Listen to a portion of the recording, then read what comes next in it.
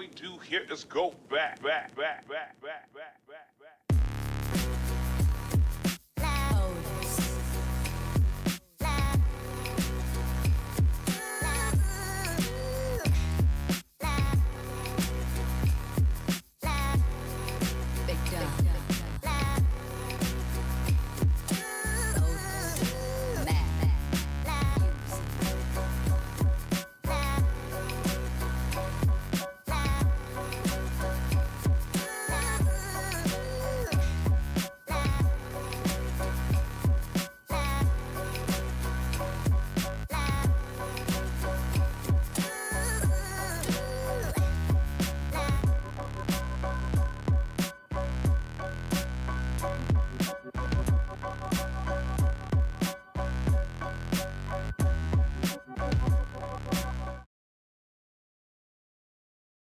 Hopefully, if everything is working as planned, we haven't got the studio lights on yet, making the most of the last of the sunlight, because we would say summer, but yeah, electricity costs money and we've not seen much sunshine, so if I get over here I will probably be blinded. No, I'm not going to do that because I did that last time. I couldn't see the camera again for ages. and we couldn't see you get sunlight on you anyway. Can you all hear me and see me? That would be very important to know. If you can, please. We've got young Dave with us as well. Dave is moderating tonight. He is in control of the keyboard. Looks good, sounds all good, in sync, excellent stuff. Let's have a look at the overhead camera. You can get a closer look at Dave. And also the fact that my iPhone is flashing, looking for my face. Happy days. That appears to be working. And stream desktop, yeah, that is all good also. Excellent stuff. And there we go, back to main camera. Thank you so much for joining us on this Saturday evening. It is Saturday, the 6th of July, 2024. And it looks like summer might just possibly be around the corner this week, or over, whichever way you look at it. Kath thinks it's probably over. It would but have to start before it was over, wouldn't it? yeah, we need some summer. This is terrible. By now, I'm normally kind of closer to a shade of some of the bricks in the background. I kind of blend in a little bit more, whereas I'm still rather pasty at the moment. So Does your white balancing? yeah, the white balancing is becoming a pain in the backside. It's getting all too easy to do. It should be getting difficult this time of year. Anyway, so hopefully that's all working. Excellent stuff. We've had a couple of super chats in already from some of you extremely... Oh, Dave, you're on the keyboard. Get off. From you extremely kind individuals. So there was one from, where were we? I think there's Mick Woods a little bit earlier on. There we go, there's Mick Woods. Yeah, that's still on the screen now. So Mick Woods is £10 super chat. Good evening, folks. Back at 8:15 p.m. Thank you very much, Mick Woods, for the £10 donation. It was very kind of you. Could hardly see that. Yeah, the bit point is put those on, really. And there was another one for another £10 from Arali. Thank you very much, sir. £10 for the kitty. I wonder if I could do that, just have a stream with just Dave sleeping and just watch the money roll in. That would be great. Although he was trying to skag my mouse mat, which is not very good. Very bad monkey, aren't you, Dave?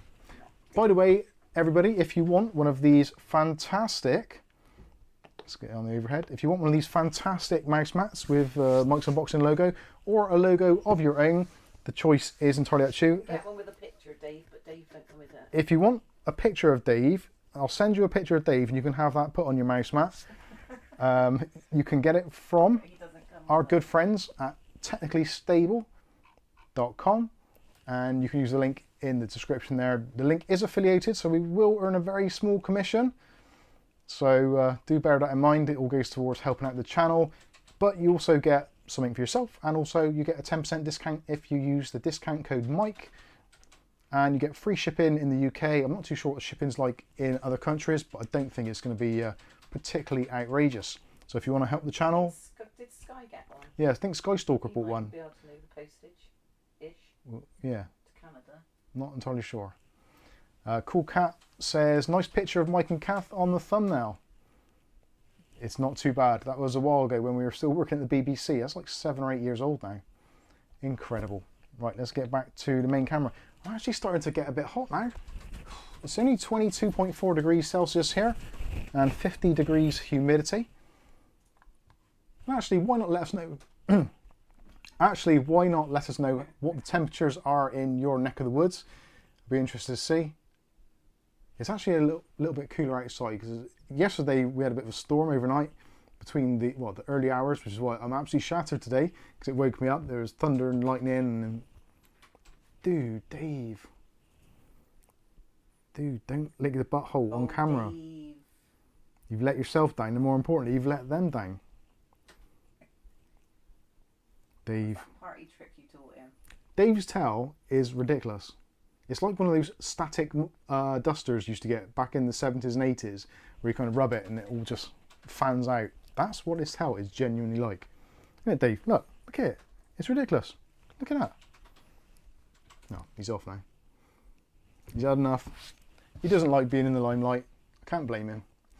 Anyway, so... you editing this week, didn't he? He did. Dave was actually helping out video editing this week. Very, he's not too bad at all. He knows how to use the spacebar to play in pools. So, yeah, that's a start. Oh, dear Lord. Oh, he's back in the basket now. He puts the cat in the basket, or he gets the hose again. So, thank you all for joining us. Tonight, a few things we're going to be taking a look at. Finally, actually got our CPU from AliExpress, still with the seal on. I've not opened it at all, so we'll take a look. I wanted to do it on camera, actually, just to kind of validate the whole process, to make sure that if there is anything wrong with it, then I can provide... Dave, don't eat that! Sorry, Dave's got a bit of a liking for HDMI cables, especially the black licorice ones. He thinks they are black licorice, but they're not. Do you want to go out with And they're not Nancy, catnip infused either. Dear. Right, so we'll be taking a look at this, making sure it's okay. I've got a little test bed motherboard. We'll stick that in, see what it's like. Maybe if I've got an operating system on a drive, I'll try and do some stress tests and benchmarks and just see what it's like. This is actually the very first 3D cache chip I've ever owned. Surprising, really, seeing they've been out for so long, but this is actually the first one I've owned that is a X3D variant. So, yeah, interested to see how that performs, and also, obviously, if you've seen from the thumbnail, you'll already seen how much this cost. It was an absolutely fantastic bargain, £128. There was taxes on that as well, so I think that makes it 134 roughly. But there's also then a 20% discount as well. So 20% VAT, 20% discount, it's, yeah, kind of equals itself out. So potentially a cracking bargain. And also, if you look at the affiliated links in the video description, most UK retailers are selling these for at least kind of £200 plus. So it's a good 80 or so pounds off the retail price. Obviously, you don't get a stock cooler, although I'm not sure if you do get one with the X3D. You don't get a box as such, you just get a little bit of cardboard that gets sent through the post. But potentially 125 to 130 quid, this should be an absolutely cracking processor. And if you compare it with what you can buy here in the UK for around about the same money, you're looking realistically at a 5600 or a 5600X, which is a 6-core 12-thread part, whereas this is an 8-core 16-thread part. So, and obviously 3D V-cache as well to throw into the mix. So, interested to see what that performs like. I'm not expecting crazy numbers in things like Cinebench, but in terms of gaming performance, it should give a little bit of a boost for certain systems. Other things we taking a look at. I'm not sure if did I show this in last week's stream. I asked Kath and she wasn't sure, and I'm not sure either. I said no. She said no. I think she's probably right. I may have mentioned it. So this is the Razer PBT keycap and coiled cable upgrade kit, which is easy for me to say. And you're probably thinking, well, Mike, why are you getting this? I've actually bought one of these previously, which was an Amazon warehouse deal. Many moons ago, good friend of the channel, William Bodie, sent over a Razer Death Adder, no, a Razer, I'll look on the shelf, that's easier. A Razer Huntsman Mini, 60% keyboard. And he picked it up in, I think it was Lidl or Aldi in Germany, and then sent it over to us. Now, of course, because it's in a German retail store, it had the German keys on there. So for me, that was a little bit problematic because I don't do well with keyboards which aren't laid out in the UK way, as you'd expect. And yeah, so I bought some kind of used ones of these. They didn't come with the packaging, literally just come in a brown box. In fact, I will show you that brown box if I can get my chair. Glad I got the chair here now. That worked out quite well. Sky Stalker said about the mouse mat, 18 Canadian dollars. Oh, what, for shipping? Yeah. So that's about £9-ish. So yeah, that's not terrible. It's not free, but it's not terrible. So yeah, this was the ones I got from the Amazon warehouse many moons ago, and I'm pretty sure there was some missing. So literally, it came like that, and like a bag. So not the ideal situation, and also weirdly, the keycaps have got nothing printed on them. So if you don't have the RGB on, you basically can't see the keys at all. Like for some of you out there that are touch typists, I admire you, because clearly you can actually use a keyboard as it should be used. Me, I struggle. So yeah, there's the Huntsman Mini, which I do use every now and then. Thank you again, William Bodie. So I bought the Asus keyboard recently, which was the Impact 2, I think. Impact 2? I should know, I've got the box here. Surrounded by boxes. The Asus ROG Strix Scope 2, sorry, the Impact was the mouse, I do apologise. So yeah, that was the keyboard, the scope, and it was a really stupid thing that for some reason on the keycaps, the top row, number ones, didn't have the actual symbols illuminated. Now, quite often when I'm typing, I'm actually over in the corner of the room and it's a little bit dark over there. And when I'm actually trying to reply to emails and stuff, it's actually really hard to do, especially if I need to use anything like the pound sign, the dollar sign, brackets, inverted brackets, any of that stuff. It's really hard for me to find it on the keyboard. You'd think by now, after using a keyboard for probably the best part of 40 years, I would know where they are. And generally, I don't. So I do need a little bit of illumination. So that is why I picked up this keycap kit. This is actually available at the moment on Amazon for £19.99. So they were normally about 49 quid. Sometimes they drop down to about 30, maybe 40. But currently these are available from amazon.co.uk for £19.99. And they do a black set, they do a white set, they do a pink set, and obviously being a Razer product, they do the Razer green set as well.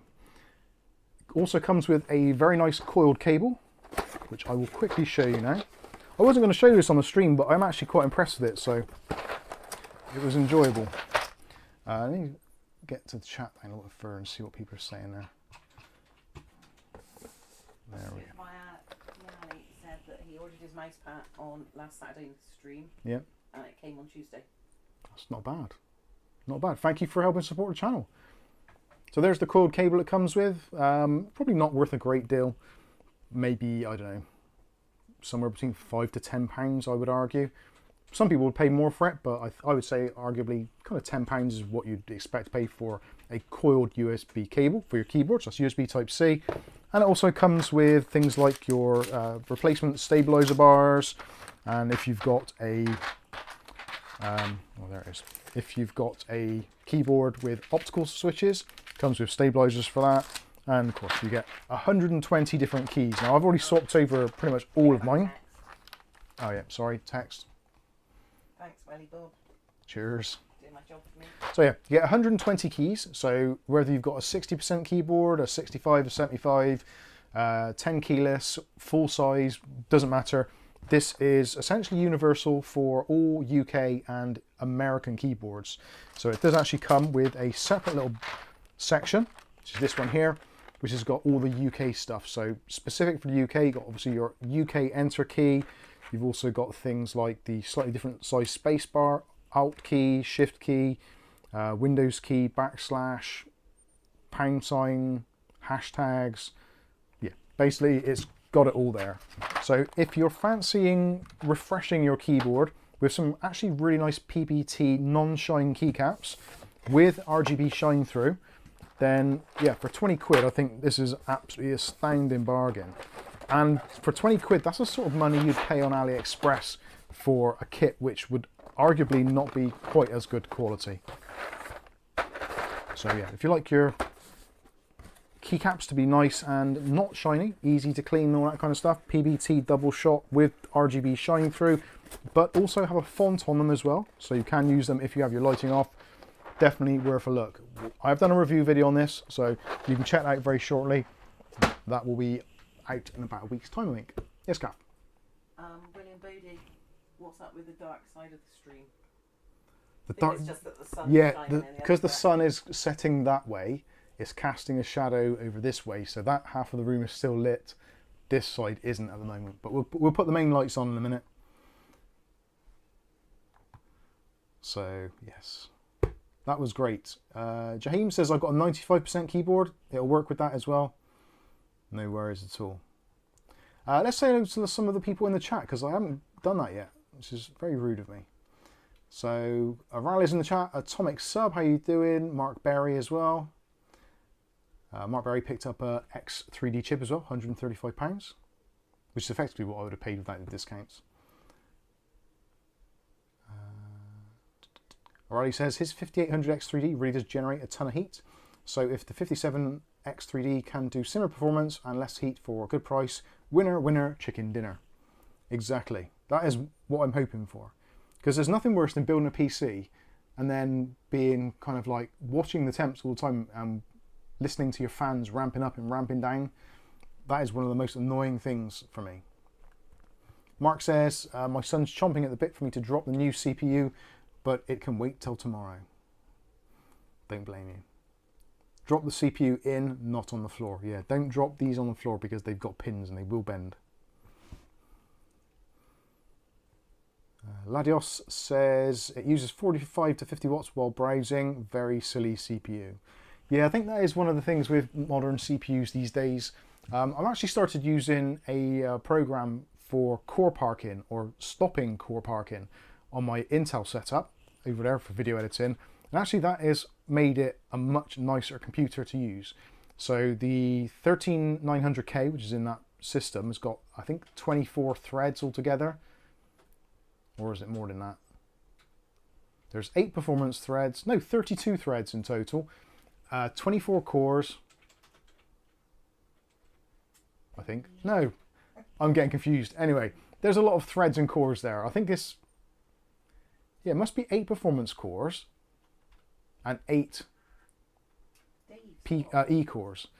So what I've done is I've set it so that normally with the Intel processor, it will try and do some power management trickery and using scheduling, and it will just turn off cores when they're not needed. But there's always a kind of slight delay or lag for getting those cores back up to full speed when the operating system needs them. And you've also got the competing technologies. So in the BIOS, you've got the kind of speed step technology and the enhanced speed step, which does the same sort of thing. So if the cores aren't being used, it'll just reduce them down to a very low clock speed. Windows and the BIOS don't always play nicely together. So by turning off some of the cores from being able to be parked, i.e. unparked, they're basically ready to go all the time. So I've got my system set for 25% of the cores to be active all the time, and the rest can park if they need to. So I've got 8 cores, and it normally uses the performance cores first of all. So all my performance cores are active and ready all the time, which reduces latency massively. And the other cores, if it needs them, they can kick in at some time. And it hasn't increased temperatures, and in fact, it's actually reduced it in some instances. So I might do a video on that. So it's quite interesting stuff. Yes, Kath? O'Reilly says, you've probably just answered this, but is Mike using part control for tweaking CPU core parking? I don't think it's park control. I think it's called Unpark or Unpark Manager. I'm not too sure. I turn my PC off now typically, so I haven't got it on there. But yeah, it is one of those programs. It does seem to work very well, especially on that processor. Windows CLI? I don't know if that's a question. Park control. Yeah, I'm not too sure. Sorry, I was saying hello to people before I got sidetracked by myself. Happens a lot. Nick Barnes with us. How you doing, Nick? And Joe and Molly and all the others. Mark Barry said, Ladios, how you doing? Ladios says, Mike isn't starting the stream yet because he's watching England. No, I haven't watched any games. Not a single game. Which is going to be a real pain if they actually go through and win, which I'm doubting is going to happen. But you never know, stranger things have happened. Hey, we won on penalties today, so... Sorry, spoiler alert, I should say that first of all. If you haven't watched it yet, England won on penalties 5-3. Yes, Kath. Jason wants to know, are you wearing makeup or have you caught the sun? I have caught a bit of sun today. I've just been in the garden, and yeah, it's Windburn. it's more windburn. Yeah, it's been really windy today, very windy, and also it's the lighting. The lighting isn't very favourable here. Well, it kind of is. It brings out your tan a little bit because the camera's going like, "What the hell are you trying to do to me? It's too dark." I used to wear fake tan all the time because I was just on my computer all the time, never went outside. So fake tan was a way to go. And fake shirts. And fake shirts as well, yeah. Used to buy those. Where are we? In the same colour. That orangey one you're at. Sorry, just scrolling through the chats. I set the stream up a little bit earlier, so there's loads of chat about the football. So if you are thinking about the football, you don't want to know the score, probably best not to read the chat or to maybe watch the stream, because I will mention it from time to time. Where else do we get to? Kaiser Solo 76, great CPU, just sold mine on eBay for £180. If you call it right, it's silent more or less. That's probably because the limited range between its base and the max boost. I'll be honest with you, I have no idea what the specs of this actually are, other than I think it's got 8 cores and 16 threads. But other than that, I've paid so little attention to AM4 recently, completely out of the loop as far as that goes. I'm guessing the kind of the normal clock speed for this is probably around about 3 gigahertz, maybe boosting up to what, 4.5, 4.6 at a push. I should look it up really, but I'm not bothered. Jeff asks, hi Mike, do you think Hi. a Gigabyte A520, is it I? Yeah. AC can handle that chip? Most of the ITX boards do struggle with certain loads, just because there's not enough room on there for the VRM. It will probably be okay with it. The A520i, I'm trying to remember what that had on it. I'm sure I reviewed that ages ago. But I can't remember what the VRM setup was like on it. I think it was only like maybe a 6+2+1 if you're lucky. It shouldn't be a problem. As long as you're not planning on overclocking, which I don't think you can really do on these anyway. I think they are pretty much locked down in terms of overclocking abilities. I think they're pretty much kind of at the peak of what they can do, although you can undervolt them, which generally I think will give you a little bit of a boost for it, because then you're reducing the thermal headroom so it can push a little bit harder, possibly. I'm not too sure, but yeah, the A520i, it's probably not the best motherboard in the world to use with that type of processor really, but yeah, if you need a mini ITX system and you can't afford a B series class board, then yeah, it's going to be fine. And I think they're around about £100, so it's reasonably cost effective for ITX. There is a donation come in from Colin Hilton. Wow, thank you, £30 donated by Colin Hilton. Is there a note? Oh no, it just says donation. Excellent stuff. £30 donation there via PayPal. Thank you very much, Colin Hilton. Much appreciated. And Kath's turning the lights on. Good stuff. Good stuff. I don't know what else to say then. I've said good many times.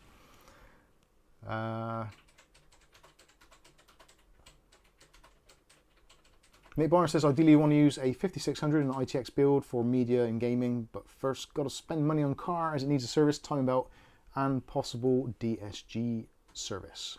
Had 3 weeks, so car comes first. Okay. And our Wolfman's put some cache memory and stuff like that in. All right, let's have a look. God, there's loads of chat which I have not caught up on. iWolfman. iWolfman says you can undervolt and it doesn't support PBO. Is that right? Okay. Like I said, I'll put my hands up and admit it when I don't know what I'm talking about, that I've got no idea what this is capable of and what it can do. But it was 130 quid for argument's sake and seemed like a bit of a bargain. And also the fact that I've not used an X3D chip, like I said, I'm interested to see what it's going to perform like. Going to put it in a system. I've got the motherboard sorted already, which I think is the MSI B550 Gaming Plus, I think. I can't remember, it's been a while.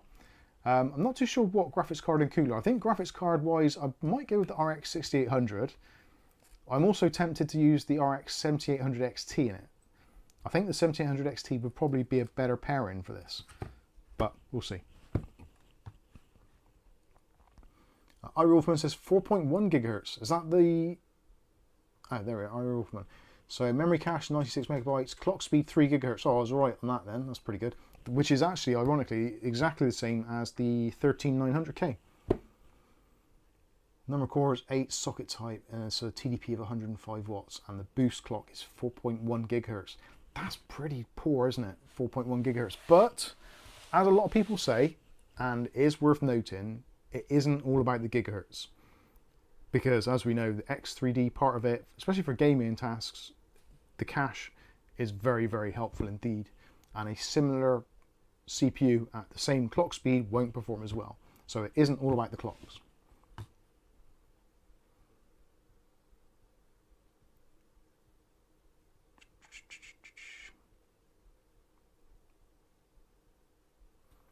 Jeff says, no OC and just in stock. I'm thinking that CPU as my AM4 endgame CPU. I think that is going to be probably our last CPU that we get on this channel for AM4, possibly. Unless there's some significant change or development, which means that AM5 is kind of no longer viable. But the AM5 prices are starting to come down, and the motherboards are as well. DDR5 is still quite expensive, essentially double the price. So yeah, that is one of the real stumbling blocks at the moment for the DDR5 platform, is the fact that the memory is still very expensive for what it is and for what you get.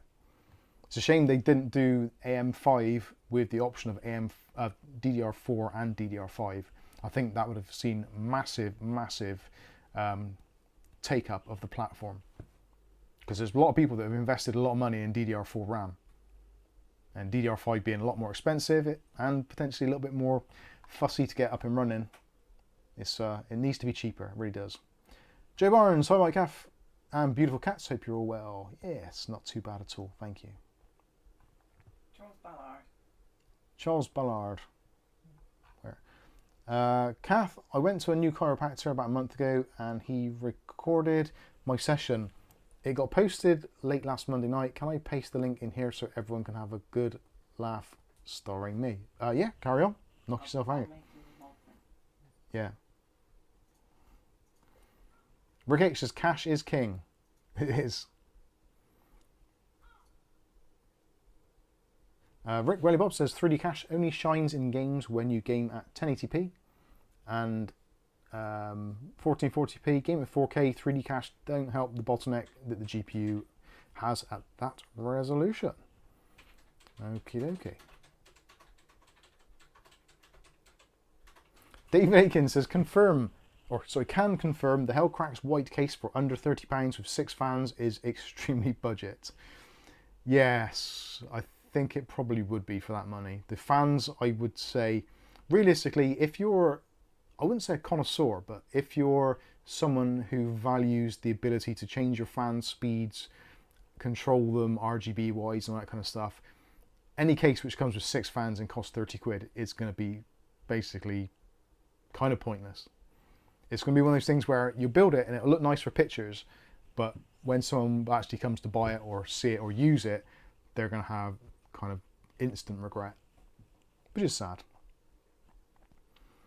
iRolfman says the 5800X3D is only 6 to 10% faster than the 57X3D and considerably more expensive as well.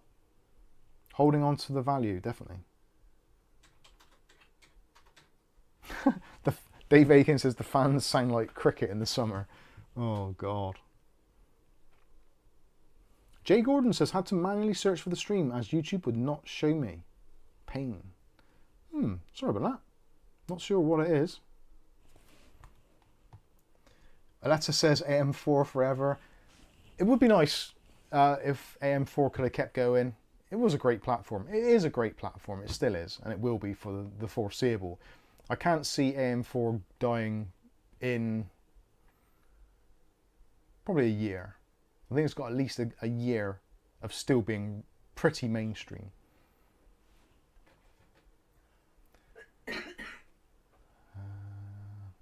Kaiser Solo says 4150 is the max. So that is with the boost clock speeds of the 57X3D.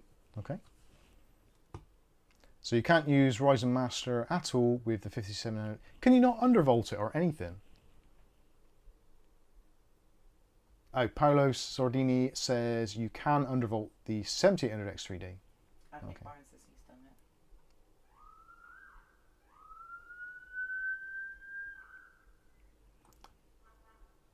Jason Woods says away for 10 minutes, back soon. Okay, Jason.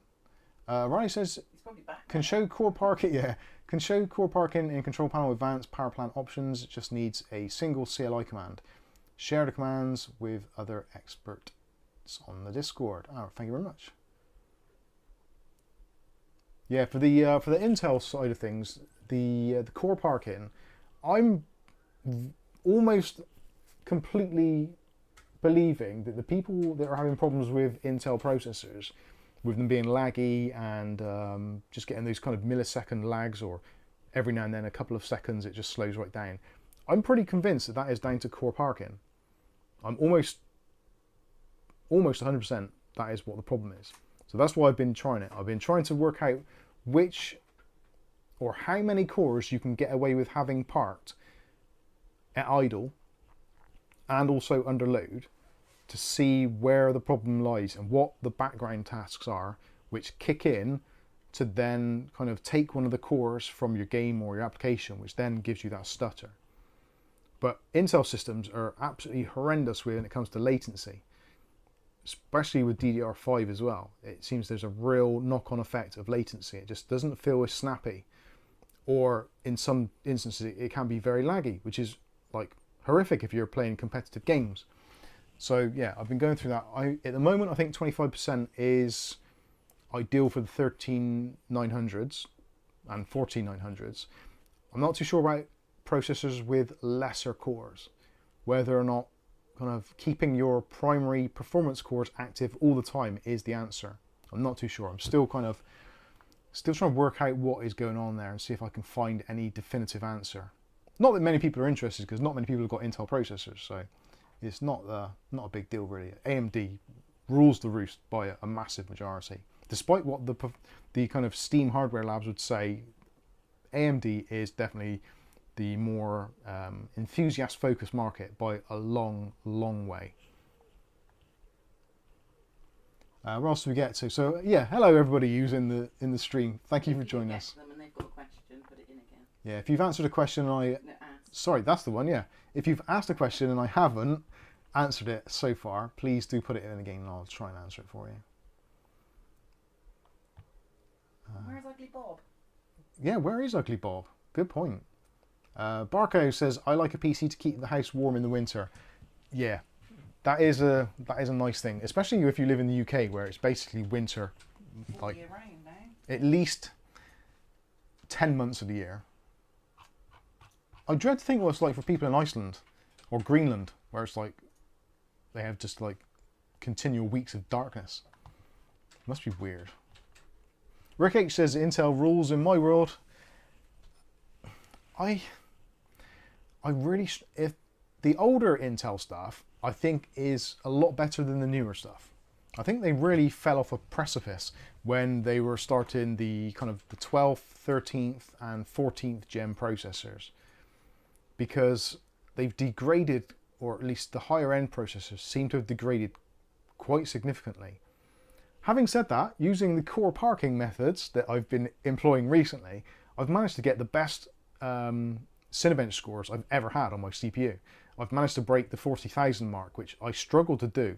And I didn't even have to turn off things like Steam and the Epic launcher and all that kind of stuff, which normally if you're trying to go for benchmark runs, you'd shut down basically every background running task that you possibly can, and then run Cinebench to get the best score, because then nothing's in the background disturbing it.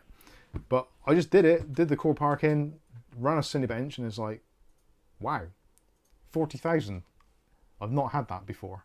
I've always been in the like 38s and 39s. So to see 40k on there was like, wow, that's impressive. Anyway, moving on. He's in London, Ugly Bob. He's in Londinium. London, yeah. Oh dear, never mind. Right, Ricardo asked a question as well. Ricardo says, Intel 13th and 14th gen have been a headache. Many people going to AMD because of that. No, it wasn't that. I can definitely relate to that. Your thoughts about Ryzen 5800X? It starts. My thoughts about... Well, the 5800X was a weird ARGB. processor. What's that? Oh, I thought you were finding it. I am looking for it. That's the beginning.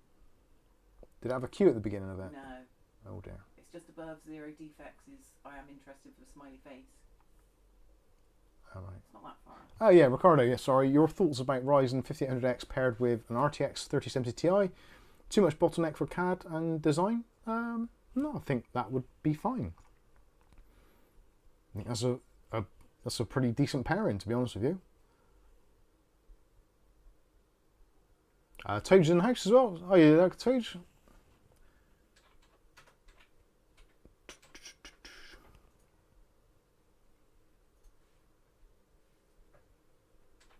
Nighthawk says, I'm still on AM4, running my Ryzen 5 3600. Really want to upgrade, but waiting to see what reviews come out for what's best on the AM5. If you're looking at AM5 and you're considering it, get a CPU on AliExpress.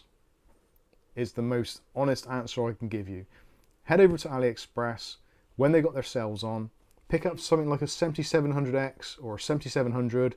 You'll probably pick one up for about 130 to 150, which is it's just a lot of processor for the money. It really is. Toad puts links, doesn't he, in the Discord for. Yeah, if you go over to our Discord, whenever there's discounts on and codes, Toad generally posts them in the bargains no chat, as do other people as well. But Toad is Toad, sorry, is one of the ones that does it more than others.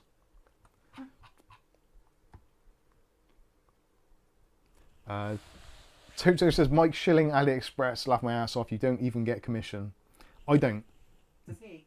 But it's, I'm in this for saving money, as are probably most of you that are watching. So if you want to save money, like, yeah, it's great if you want to use Amazon because the 30-day returns or the kind of the warranty situation, and maybe you've got like a credit card or debit card set up, payment plans, whatever, I don't know. But Amazon is generally the way to go. But when it comes to processors, AliExpress all the way. Although, if this doesn't work when I plug it in, we may have to readjust that situation and think differently. I can't see any reason why it won't work. I haven't had a faulty processor. I have got a 7700, which I got from AliExpress, which was doing some weird things on 2 different motherboards.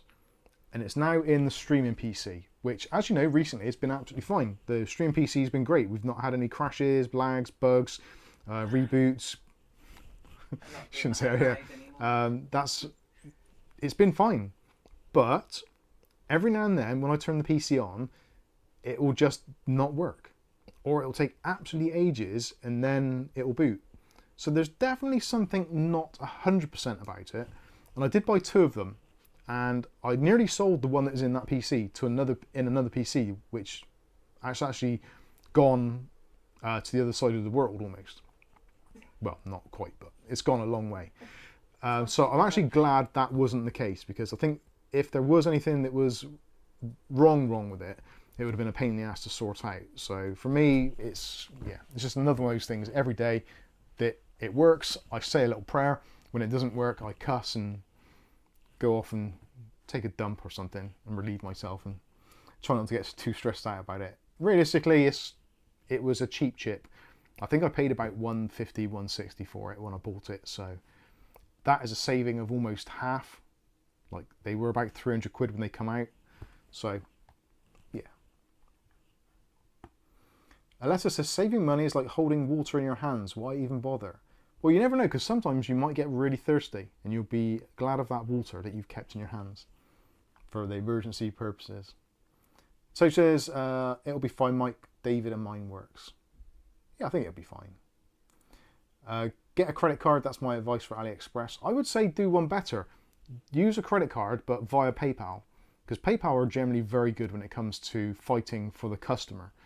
For if you're selling stuff on like eBay or wherever, PayPal are a nightmare, because you can end up losing not only the thing you've sold, but your money as well. But in terms of actually being a buyer, PayPal is heavily stacked towards the buyer. So I would certainly recommend doing that, but also a credit card as well is a really good idea.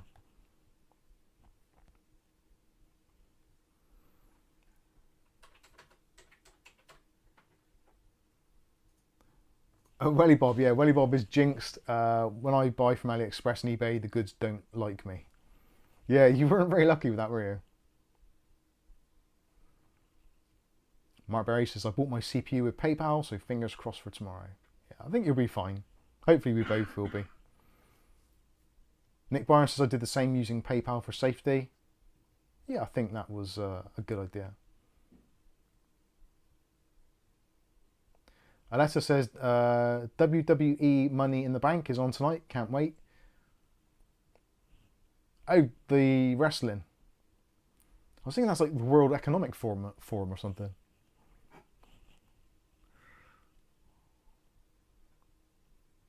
Mark Berry says, so is that 0.01 in BIOS or 0.10?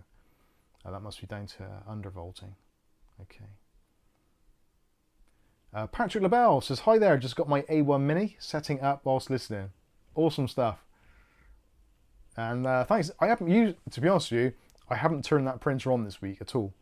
I've not used it. There's been so many weird things going on this week.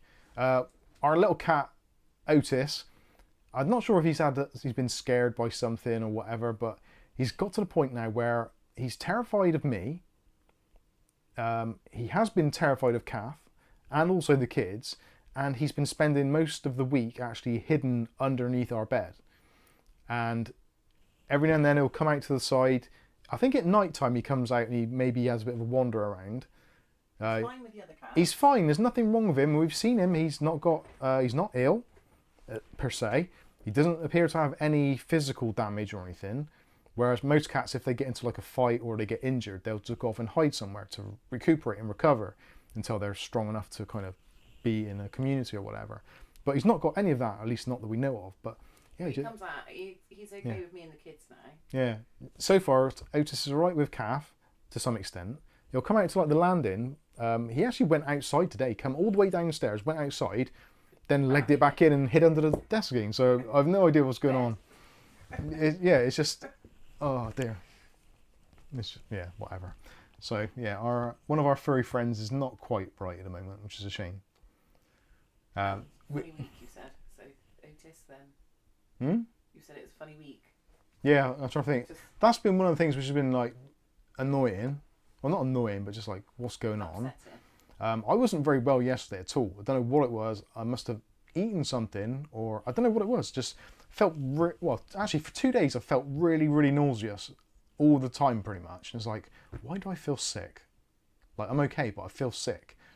And then last night I had just like a stomachache from hell, and today is okay. So I don't know. It's been a couple of days I've just been not feeling quite myself, which is weird. So yeah, all in all, it's been a bit of a it's been strange. Jason Woods says, question on getting into editing. What's the best PC setup? What's the PC setup is best for editing? Sorry, that's really jumbled up my head. Would a Mac be better? When it comes to video editing, it depends what software you're using. If you're using Adobe Premiere, then ideally you want, if you can, an Intel processor, NVIDIA graphics card, and tons of RAM. It depends on the footage you're doing. If it's 1080p, most systems will do it quite easily. 1440p is pretty doable. 4K stuff gets a little bit harder work, but there is a setting in Adobe Premiere now where it will automatically generate proxies, which, for want of a better description, it takes your original footage and makes a low resolution version of it that you can put onto the timeline. So the timeline is really nice and zippy, but the footage won't be at full resolution until you export it at the very end. Then it exports your file using the original footage, not your proxy footage. So if you want a bit more speed out of your system, just use proxies. You can go from like 4K footage down to like, I don't know, 480p or 720p, so it's a much lesser strain on the system, and that means you can use it on pretty much anything. It depends what works for you really, and your the way you edit videos. Most people edit in a very different way. They have different things. Like I edit in a very different way from Kath, and I kind of taught her how to edit, bizarrely. So yeah, we've both developed completely different editing styles. So yeah, it's there isn't like, this is the software to use, this is the hardware, this is how to edit. It's kind of find your own way and you make your own kind of timeline, so to speak. But yeah, I've edited on Intel systems, I've edited on AMD systems. For me, for Premiere, Intel ones have generally been better, but go with whatever you can get.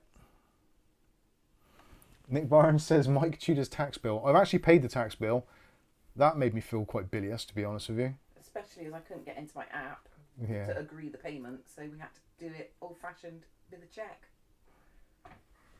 Cheques are the way to go. Tough Enough says, what's going on in that tiny little nugget of his? I have no idea. I had a suggestion earlier, well yesterday I think it was, or maybe this morning. We've got catnip growing in our garden. Cats love that stuff. So I asked Kath, like, maybe get some catnip and give it to him and see if that kind of chills him out, you know, like when you give your mate a spliff or that sort of thing. That was the theory. So he's up there with a branch of it. And He's up there, he's got a branch of it and he's like chewing away on it, so he might come down later and be all like happy and cuddly. Yeah, he is cuddly with Kath, but if I just move off the bed, he scampers and runs under it. Out loud usually, Yeah, isn't it? if I shout out to George or just say anything loud, he's terrified. But so I think someone must have shouted at him in the back, one of the back gardens or something. A man, probably. I don't know. Related to you. Kids. Hey Pete Unwin, how you doing? But last And hi Jay Saturday- Rich, how you last doing? Saturday he was really, really cuddly during the stream, wasn't he? And then he went Yeah. out, and it's when he came in on Saturday night. So he went out for about an hour, Yeah, and then he came in, and he's been scared since, hasn't he? it's very strange. But I've been up there for hours trying to coax him out of toys. Every time the doorbell goes, it's like you could just hear But scampering. they've all been a bit like that because of Poppy. Yeah. But I was coaxing him out of toys for about 2 hours with the kids the other night, and he would come out a little bit, and then Flame walked in the room, and he just walked out as if he was normal Yeah, to be with Flame. strange, isn't it? Andy Archer says he may be hypersensitive to noise. I'm hypersensitive to noise. I genuinely am. There's some frequencies which just make my head shudder. Yeah. Like the fridge. Yeah, my oh the God. fridge. Oh my God, our fridge. For months, that used to drive me absolutely insane. It's actually gone really quiet now. So, fingers crossed it'll stay that way. Anyway, so, what else? Oh, let's get the lights on. Oh, God. I need to stretch my legs anyway. I'm getting a sweaty ass. Oh, too much info. Wow. It's true. What can I say? Let's take my jacket off as well. It's starting to get a bit warm. I've actually got something actually relatively cool. I don't know if I said hello to Pete, so I'll do it again. Hey Pete. No, I don't know if I did. Just roll my sleeves down. So I've actually got something which I don't know if this is actually going to work. So we're going to try it. This is a new thing. So I've always wanted for this stream setup a portable camera.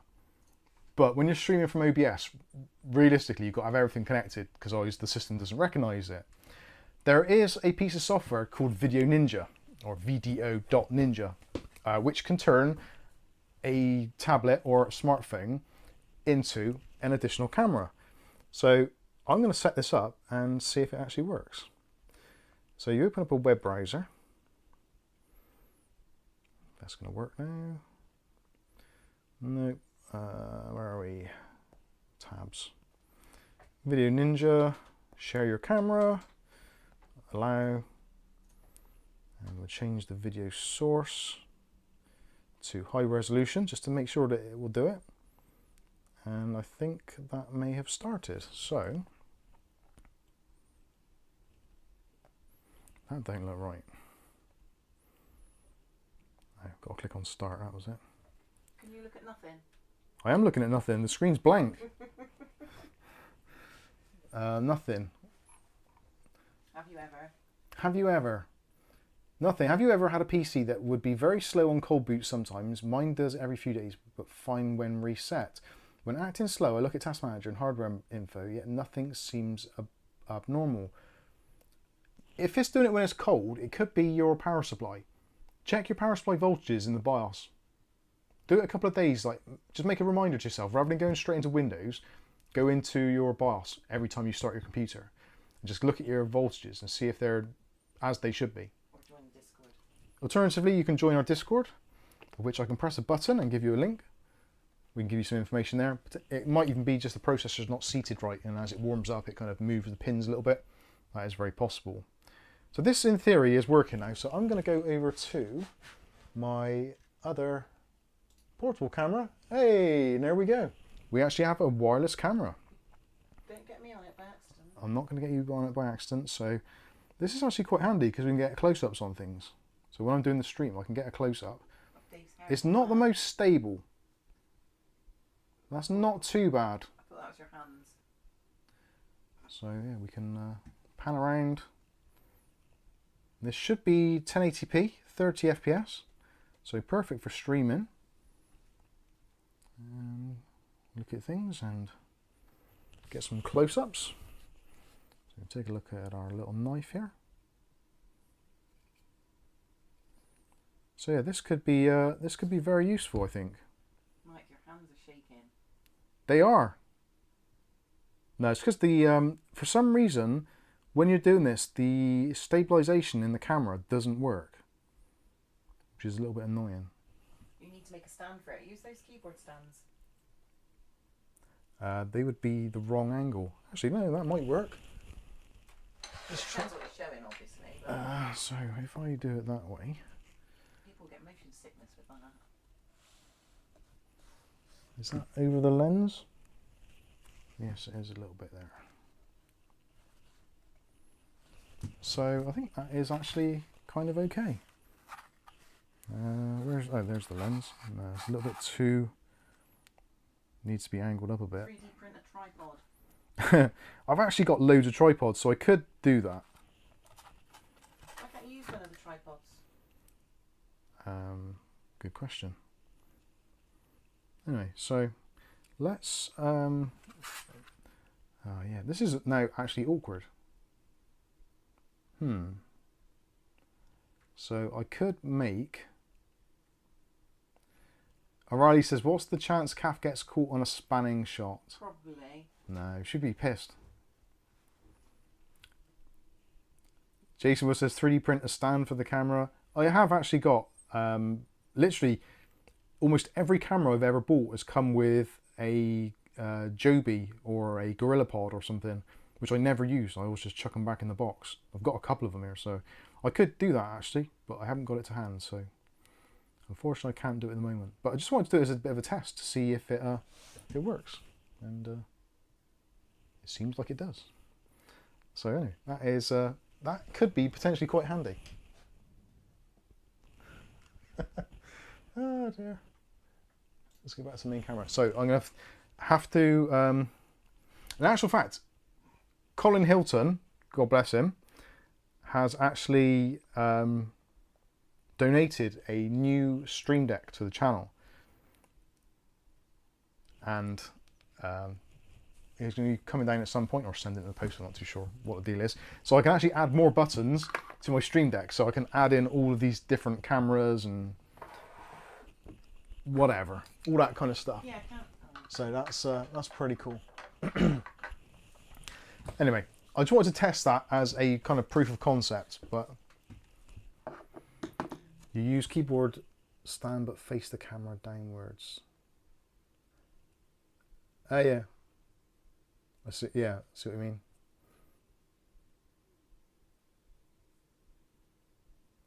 So I wonder if I have actually got it in my streaming box. This is the streaming box, you can tell that because it says streaming on it. Yeah, but they probably know you and know that nothing's where it's meant to be. Yeah, nothing's everywhere it's supposed to be. I have got that little tripod. This was the first tripod we bought for the channel. Old Faithful. And somewhere here there is a foam clamp. I bet that's in my other streaming box. This is my streaming part 1 box. I have my camera equipment box, and I've spelt equipment wrong. But I'm too tight to reprint the label. What's that there? Selfie stick with integrated tripod. I think that's the one. That's a wireless one. That I think Bob sent that. to make the tripod. Yeah. This could be actually perfect. Yeah, you can put a battery in it, and you can press the button, and it will start and stop the shutter. Don't have it facing me. I won't. So we'll tighten that up. I'm pretty sure those will. I still want you to try the white keyboard stands. Again. Oh, what, with it around the other way? Yeah, that might work actually. Pretty sure I had another one of those Jobies in there. No, anyway, that's something for another day. I just thought that as we're oh Christ, starting the stream. It's a bit heavy in there. So yeah, we could use this one.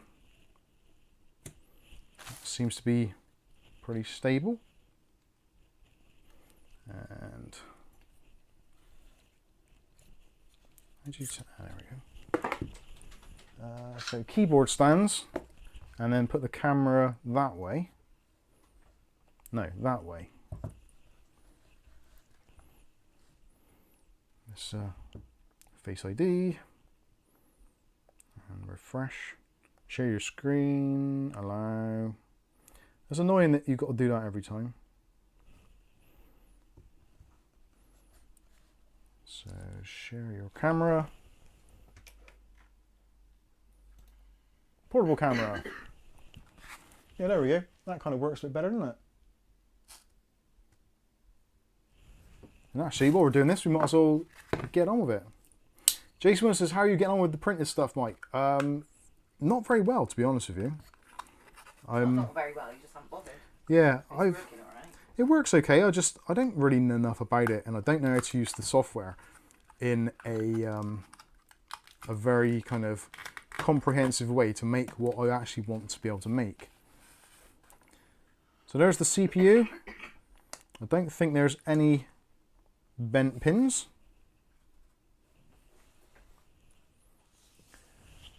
Let's have a look on the screen.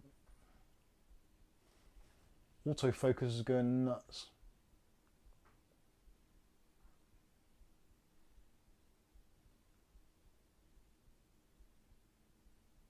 They look okay.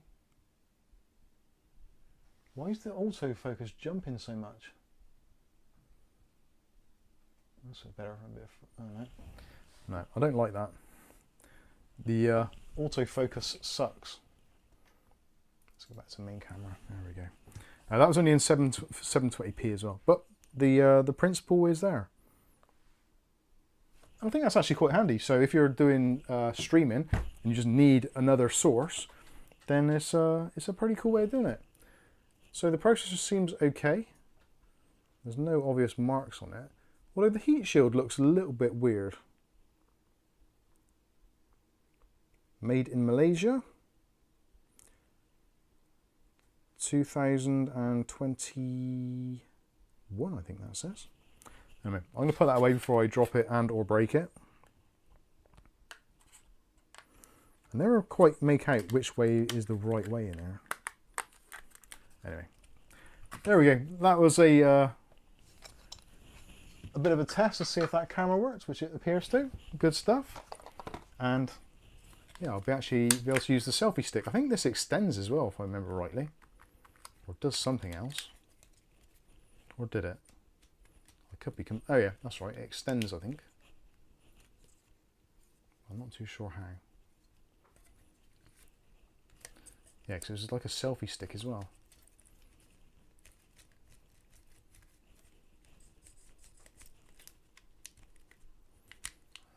I'm sure there's something I'm supposed to do with this, but I can't remember what it is. Ah, that's it. Boom! If you close that, it actually becomes a selfie stick, so you've got to close those in first for some reason, it won't do it. So there we go. I think this is one of Bob's drunken purchases again. How do I get that back in there? Oh well. I won't put it back in there, that's the easy answer. Okie dokie. Right. Let's get on. Matthew Day says, BHF, eBay, has some filament for sale. I don't know if it's the right thickness or how the price compares.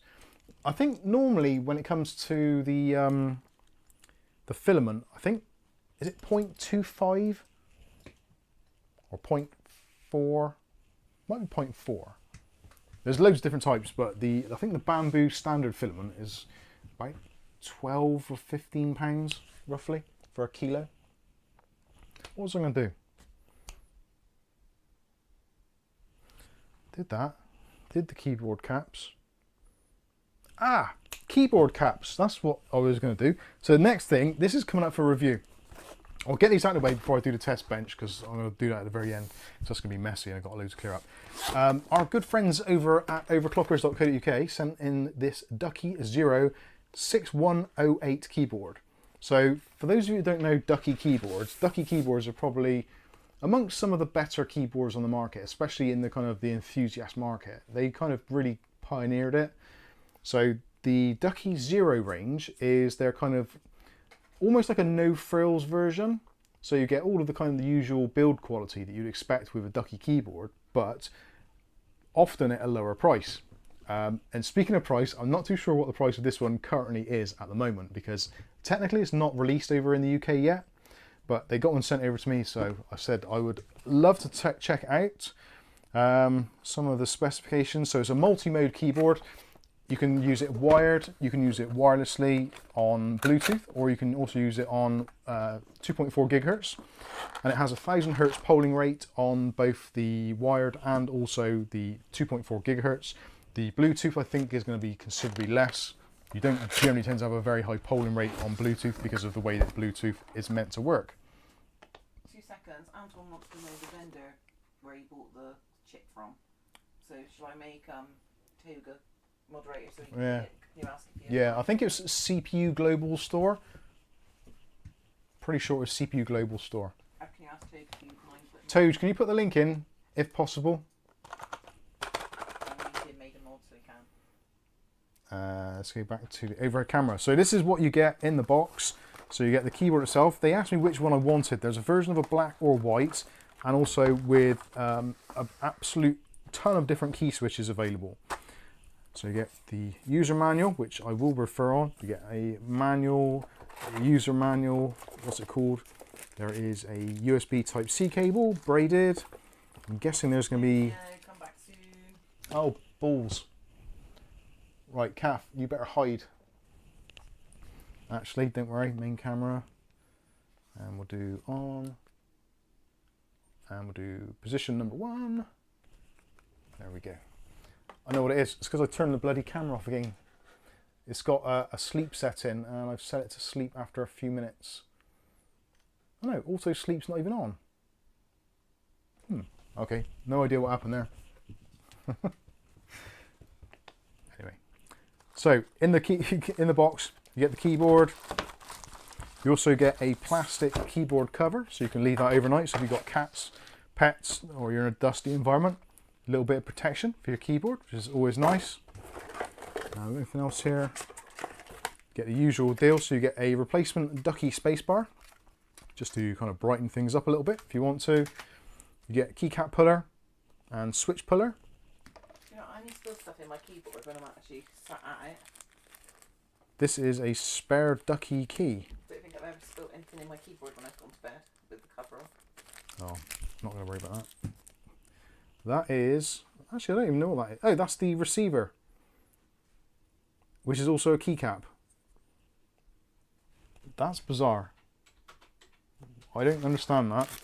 So let's have a look at the other end and see what's going on with that. Discord link, please. Discord link, hang on. Discord, there we go. Thank you. So cable, not a braided one, just a generic kind of 2-meter cable.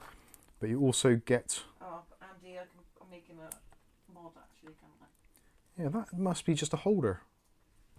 I wonder if that actually attaches to the back of here somewhere. Oh, I'm done. I need to read the instructions on that possibly. So anyway, you get a little dongle, little Ducky dongle. And this is using the new Cherry MX2 switches, or MX version 2. I'm not too sure what they are. But yeah, they're the new cherry switches. And like I said, I went for the white version with the white keycaps. And we have got the cherry... 21, mind. I keep looking at the time and it's always double. Oh, I'm taking out the wrong one.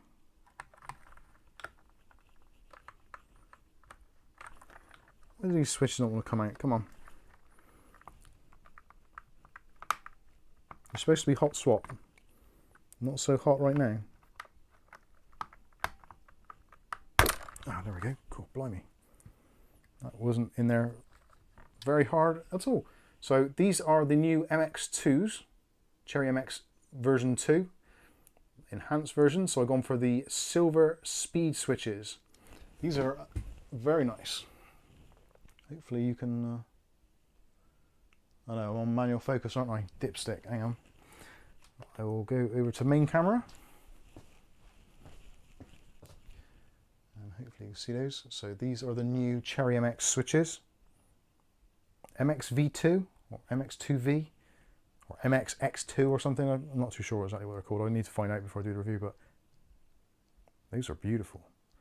Extremely smooth linear switch, which is what the Cherry MX Speed Silvers are. So a very fast linear switch. You can get all the clicky ones, the usual blues, browns, reds, etc, etc. And these are north-facing LEDs, so let's put that back in there. I can never work out why those don't come out easily. I think I bent that. That's not good. Anyway, and PBT keycaps, so with shine through, which is very nice. And let's plug it in and we'll take a quick look and see what it looks like. Actually, let's do the sound test to start with, because that's obviously quite important. So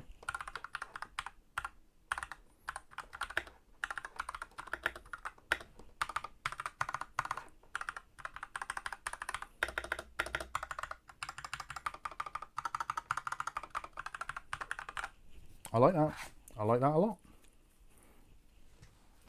And I'm going to have to unplug that.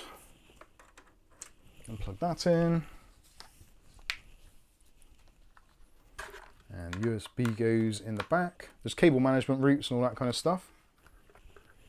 And there we have it. Nicely lit up with a nice shine through. And it has got the legends on the keycaps, so you can see which they actually are, which I do appreciate specifically. So this is, I think, what this classes as a 96% keyboard, because it is a more compact version. So you've still got all the keys you'd expect to have, but there's just no gap between any of the sections, so it's a little bit more put together, or closer together. I like it. I think it looks really nice. And the RGB is just nice and subtle. It's not in your face, not super bright. Ashley Strachan says, "Oh, sounds like a good old IBM." Well, yeah, I suppose it's not a million miles off, really. And it's got, for those of you that are wondering about the actual kind of the rake or angle of the keycaps, this is the OEM style. So quite nice. Not, it's got a little bit of a curve to it, not too flat and not too much of a kick up at the very end. But yeah, I like this. I like this a lot. And again, Bluetooth, wireless, and also USB Type-C, which is pretty cool. And stabilizers and lots of rubber on there to keep it all nice and firm on the desktop. It's heavy as well. It's like 1,200 grams, so 1.2 kilos I think it is. It does feel quite a heft to it.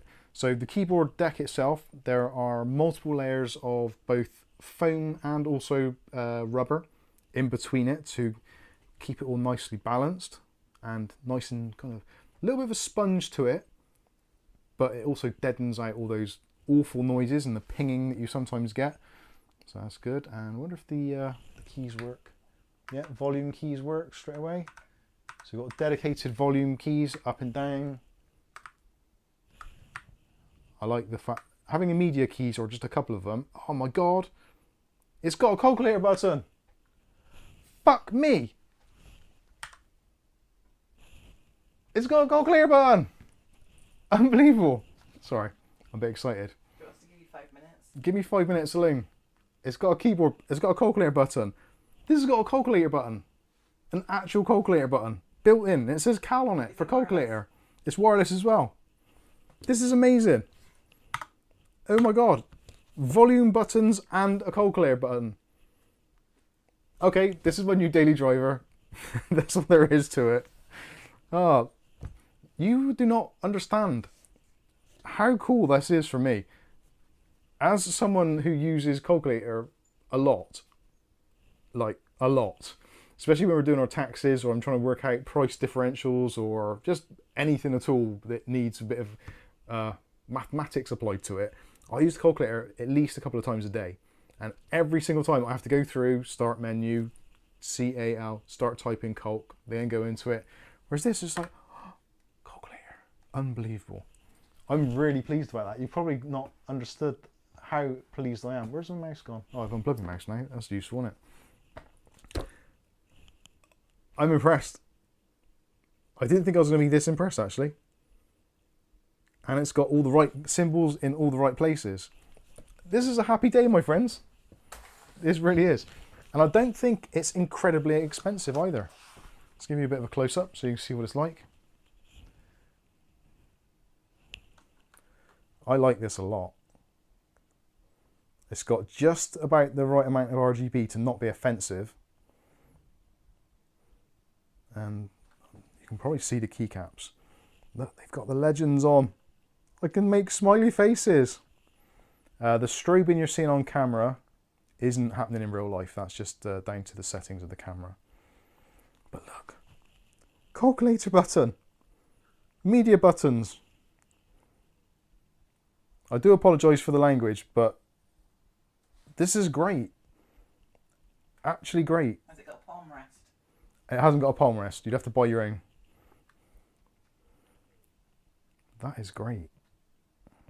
Can you calculate how much more it is worth to you? I can calculate that this actually, I'm just thinking now, how long ago did I buy my Asus keyboard and can I still send it back? Notepad button. Oh, a notepad button, that'd be quite handy actually. Manual user guide. It has a Euro button too. It does have a Euro button. There's warranty card. This is where I'm a bit stuck now because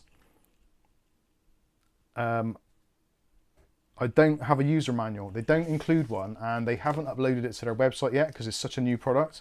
So I'm not too sure what keys I need to press to actually change the RGB, which I'm sure you can do from hotkeys, but I don't know which ones it needs. So let's just put the calculator button in the taskbar. Ah. 1 to 1. Which put the what? Calculator button in the taskbar 1 to 1. Yeah. I could do that. That's not actually a bad idea. I'm trying to work out which button is going to be doing the RGB. Whoa. So that, press actually, when you press function, stuff lights up. So the escape key in F6, what does F6 do? Nothing. Shift and escape. No, I have no idea. Not a clue. So I definitely need to take a look at the manual. Insert home. Ooh, I programmed something here. I don't want to do that.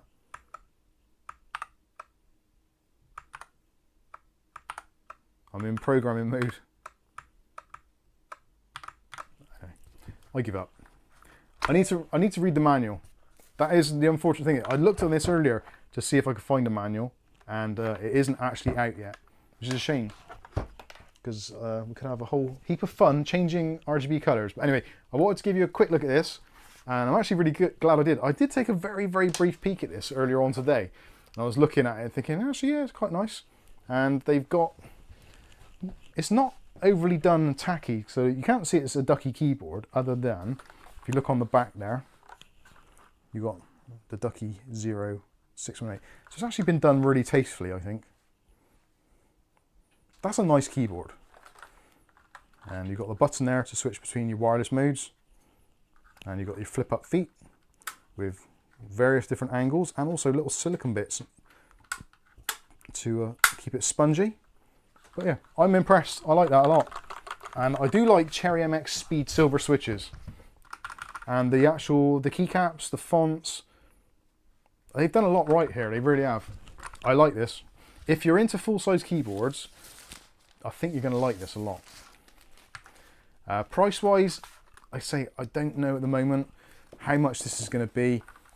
If I had to guess, I would say it's going to be about 120 quid. It might be less than that.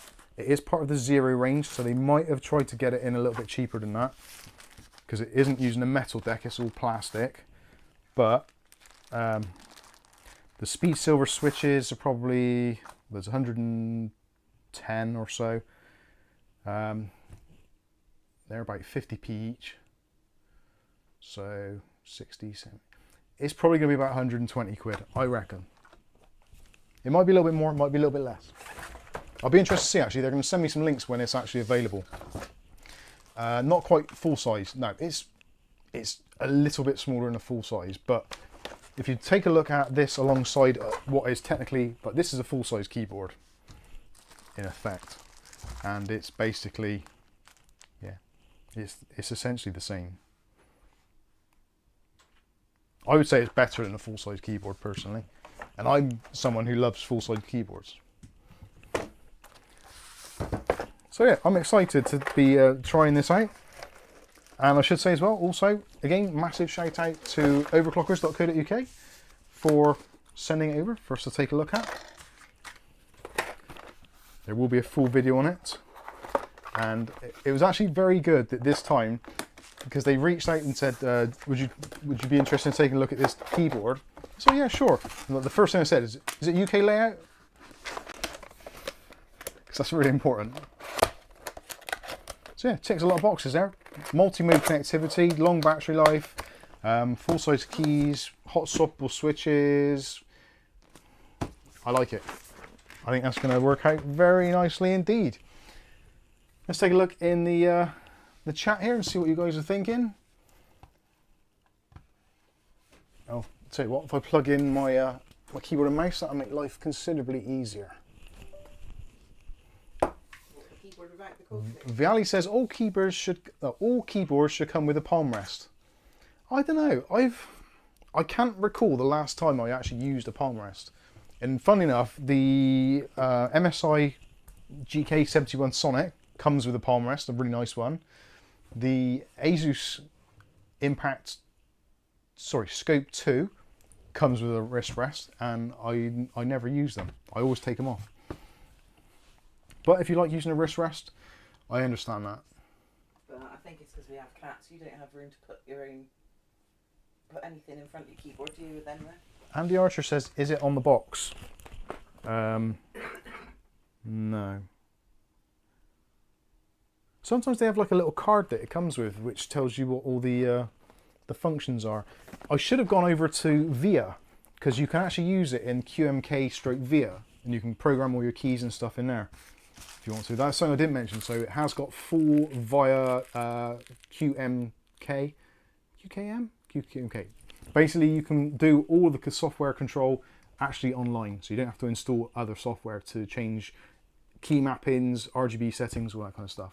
Should have done it. Super chat from Mark Gaines. Thank you very much for your £5 there, Mark Gaines. Much appreciated. Little super sticker going on there. Much appreciated. Thank you for joining us on this Saturday evening, this glorious Saturday evening, where we have a keyboard with a calculator button on it. When was the last time you saw a keyboard with a calculator button? And at this point, don't look down at this keyboard. Or mine. Or caps. That's how important it is. Having a keyboard with a calculator on it is like really handy. And if it's a nice keyboard, oh, I've got too many up there now. Yeah, if it's a nice keyboard, even better. Like this thing's okay, it's fine. It serves a purpose, and it's quite handy, but it's by far not a mechanical keyboard, which would be much better. Ricardo says, when are you going to make a review of Logitech MX series mouse and keyboard? Probably never. Logitech is one of those brands which they've never reached out to us, ever. I can't imagine them. I can't imagine me going out and spending my own money on a Logitech MX keyboard. A lot of people like them though, so potentially might do one day. Is it AA batteries or built-in rechargeable? Built-in rechargeable battery. It's got a, I think from memory. No, actually, I'd be guessing. I'm pretty sure it's a 440 milliamp hour battery in there.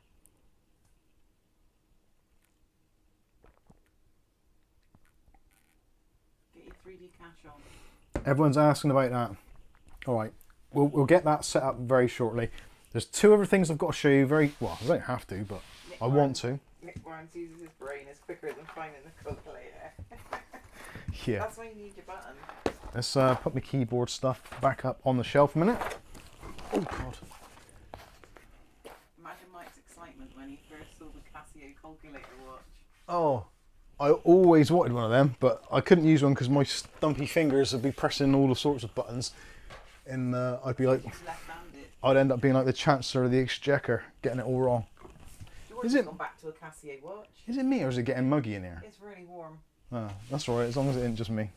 Sweaty. I thought I was having like some sort of midlife crisis thing. In my pet channel, we do say that cats are rather like menopausal men. All right. Right. Our good friends at Thermaltake have sent over some fans for review. I thought I'd had these before, but maybe I haven't. I've got some other ones, which are the Swafan GT12s. I thought there were some pro versions of that as well. But maybe not. What have I got there? Oh God, I need to stand on something. Ugh.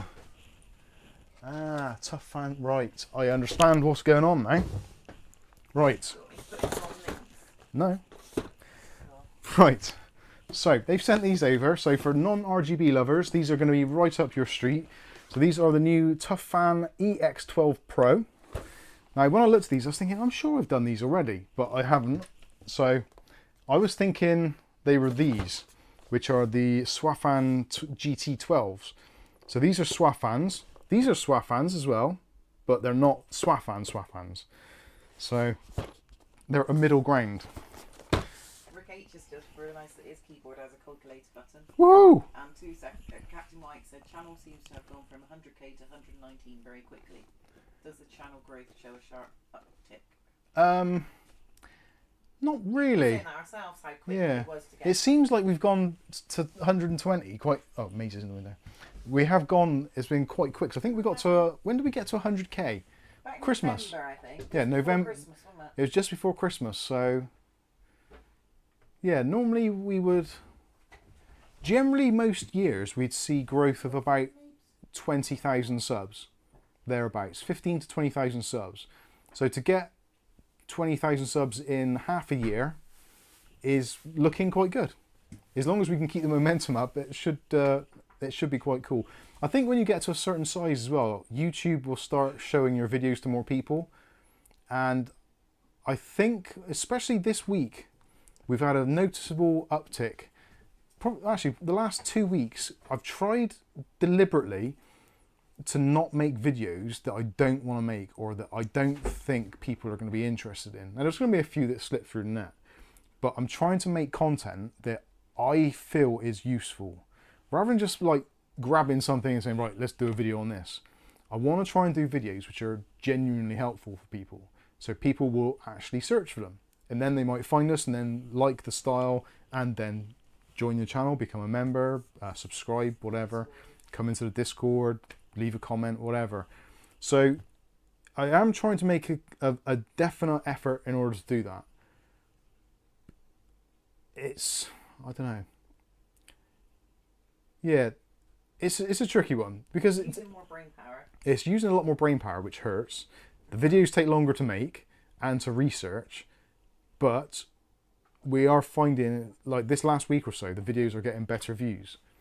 So there's going to be the odd video which goes out which I just think is useful and I find it interesting, which no one else might. But like things like the Arctic freezer, or sorry, the Arctic cooling M.2 thing, that was really popular.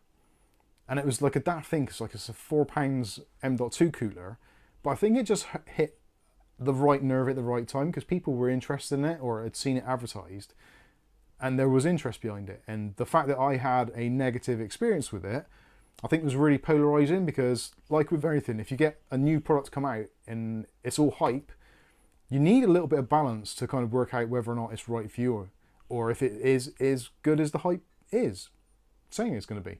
Does that make sense? So some of the videos are going to be negative. Some of the videos are going to be positive. Some of them are going to be just stuff that I'm interested in. But anyway, whatever. That's what I'm trying to achieve. And the last few videos have all done actually quite well in terms of our averages. So I think every video this week, almost, bar one, was either 1 of 10 or somewhere in the top 10 of rankings. So that's always a good thing. If a video goes out and it's like 9 of 10 or 10 of 10, you're like, oh God. But some grow later on because they're like evergreen. They are growers and showers. Anyway, back to what I was saying about these. So there's... How is the cut? It's fine. It's trying to remember which thing it's on there. I can still feel it actually. Still feel it a little bit. Anyway, so back to the fan. So yeah, Thermaltake did this one first of all, the swafan. No, sorry. These are the new ones. This was the first one, so this is the Toughfan EX12 Pro. They then come out with the swafan GT12, which is essentially the same fan but with swappable blades. And now they've kind of relegated these because they realised that they could actually combine both of those products into one with these. So these are now the Toughfan EX12 Pros. I think these look really nice. They've got swappable blades and also they've got magnetic connections, and they've improved the magnetic connections. That was something which was a little bit of a problem with some of the early swafans, that you had to wiggle them sometimes to get them to connect properly because the contacts weren't quite big enough and they didn't always make perfect connection, which we've seen. So what they've done is they've made the actual connection pad just double the size. And by doubling up the size of the connection pad, that allows for a much better connection. They've also increased the magnets and they've improved the bearings. So it's kind of like a win-win-win. So if we get these, and you can see they are very magnetic, and that is essentially how you put them together. So they just lock together. Well, not lock together, but what's that? And obviously, if you only want two, you can lock two together, or you can do three. Now, the beauty of obviously pass-through connections is that you only need one connection to pass through for all of them. And that is magnetic as well. And because they understand that, like a lot of fans that come like this, they come with either one connection or no connections, it's just one connection on the end. They actually include three. So if you want to use them like one at the front, one at the top, one at the back, you can do. If you want to use two on a radiator and one as an exhaust or whatever, you can do. If you want to use three together, you can do. And with those, they won't go on the wrong way. They reject each other, but that way, you can hear that now, it's like a real, that's a really strong, powerful connection.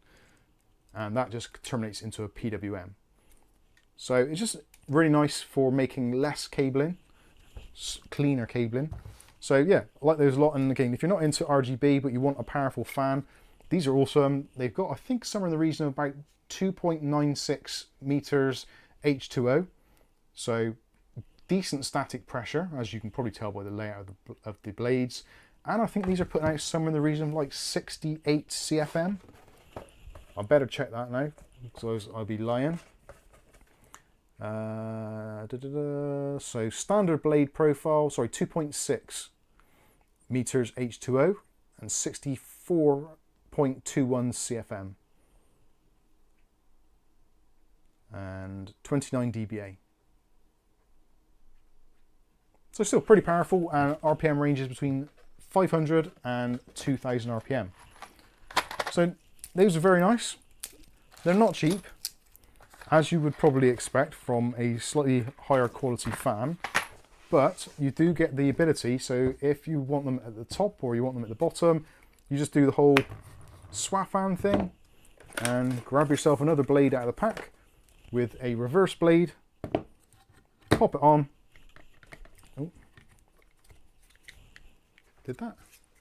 I've just put that in the wrong place. Or have I broken it? I've actually broken it live on the stream. The bearings come out in the middle, I think. Yeah, I've actually managed to pull the bearing out. That's embarrassing. Let's try that again. No, it did. It pushed out the entire bearing.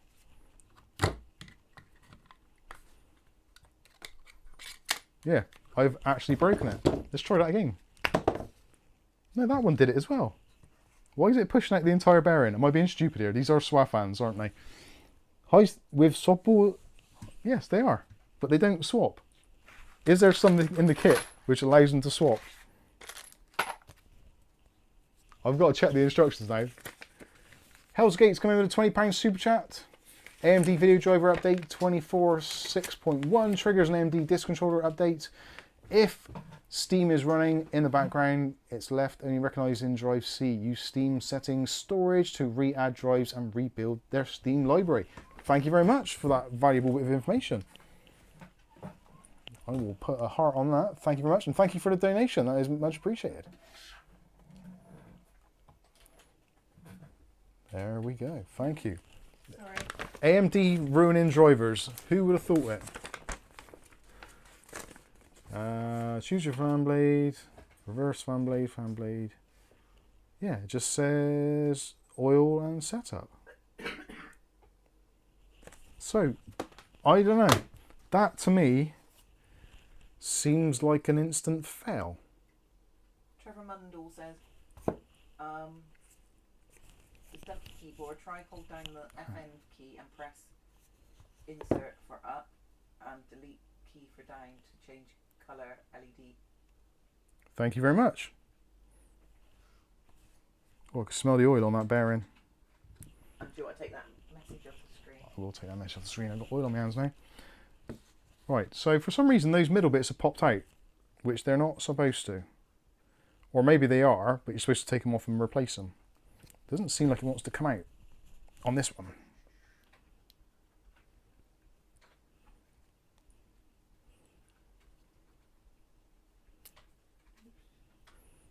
Oh God, come on. Chuck that in there. I wonder if there's a faulty batch. That would be embarrassing. For me.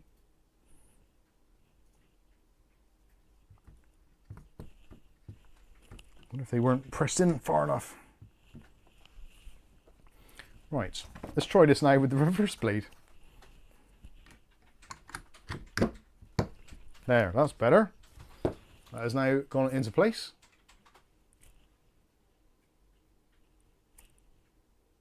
That doesn't feel right now. I think I may have knackered these. Yeah, because that's supposed to spin like that. Like nice and freely. And that, I can just feel there's like a vibration going through it. Yeah, and the whole stem has come out in one go. Which is not supposed to. Right. Back to the drawing board on these. They only actually arrived yesterday.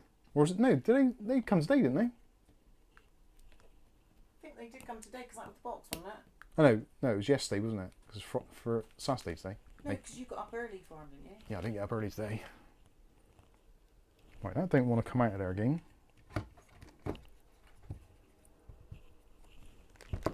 And Mike's putting his jeans on behind the front door before answering it. Yeah. Right, I'm going to put those back on there. Adam from Thermaltake is actually on his holidays at the moment. So I'm going to find out about that because that doesn't seem right to me. I don't want to take them all apart if I'm being stupid. I don't want to just ruin a bunch of fans. Or do I? Yeah, that's weird how that's come out. I'm sure that shouldn't come out. Maybe I've got to put a drop of oil back in there before I put it back in. But I'm sure you don't have to. I'm sure you just do the stems on these. A little bit of grease in there. That's the right way round blade, so I'll stick that back in.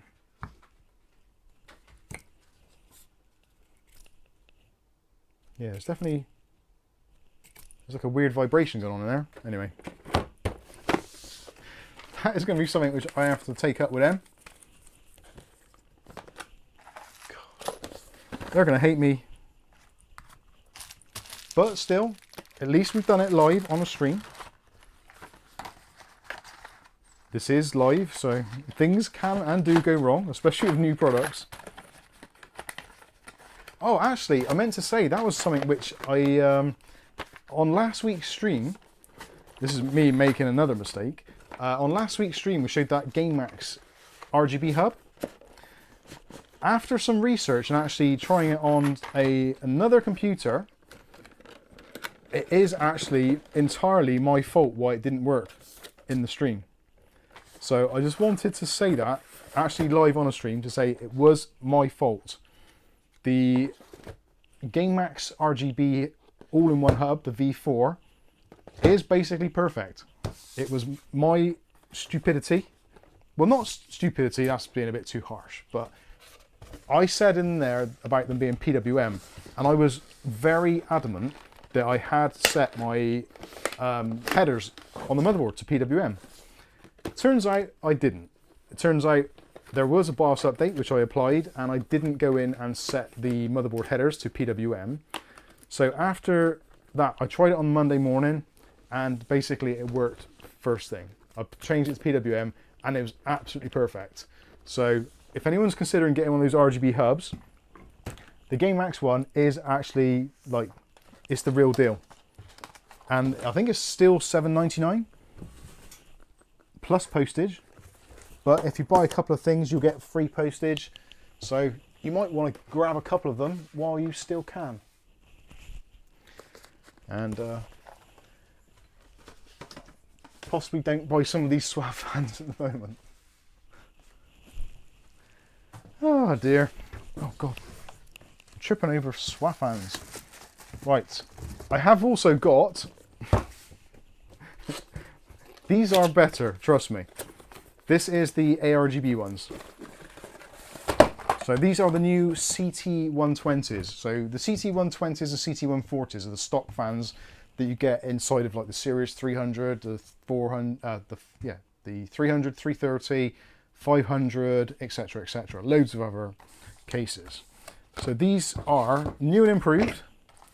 Previously, the CT range had fixed cables on them with bunches of extensions which you could choose to use or not use. These come in reverse blade, or they come in straight normal blades, so you can choose whichever you want. But as you can see, these are taking the swafan kind of technology in terms of connectivity, the new pads on the side, and they just plonk together, and you've got the single magnetic connection like we had with the other ones just now. So you can use a set of 3 and it won't plug in the wrong way. Locks into place. And I can plug these in now because I know it's on PWM mode. Mike losing a finger on the RGB fan. Hey, it won't be the first time. And is that going to be long enough? That's what she said. Let's see how close I can get this.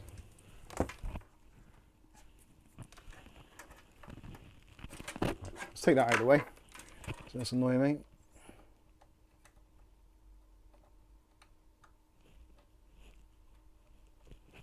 We really need to get a new 3-pin 5-volt addressable RGB connector.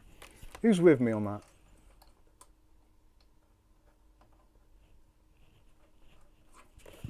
Okay, we are connected. So, easy as pie, he says.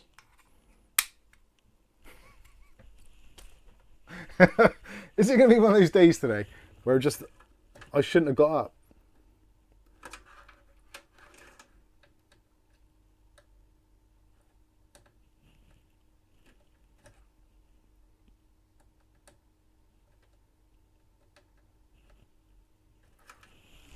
Okay, why are you not RGBing?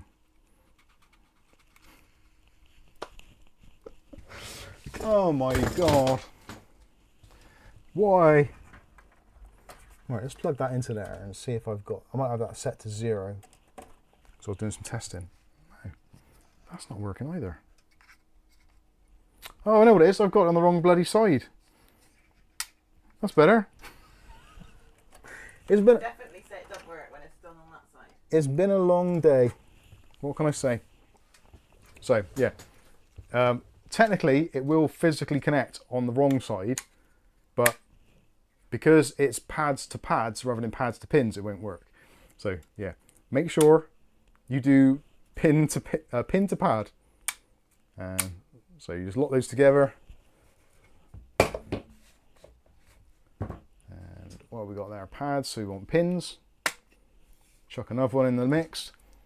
And you'll probably notice already, these are actually ARGB Gen 2 devices, rather than being just Gen 1 devices. So rather than them all being basically an additional fan added on, they continue through. So the RGB flows across all 3 of the fans, which is nice. So you get your full complement of RGB. And if you look at the ones, I don't know if you can make it out actually, in the top of the case there, you can see they're just repeating what all the others are doing. So this just gives a nice diffused version. And also when it comes to RGB software, Gen 2 devices you can program and do many more things with.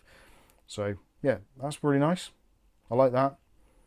I've not seen this actually since the Arctic ones, what are they called? The Arctic P12, PWM, PSTs, whatever they were. So yeah, really nice. And actually, how quiet is that? These are very quiet. I can't hear them. I literally cannot hear them at all. Night, Jason. So yeah, if you want some nice... Mike is having a numpty day. It happens. I'm a human being. Most of the time. Let's clear that off of there. I'm going to ramp these up to 100% and see what they're like.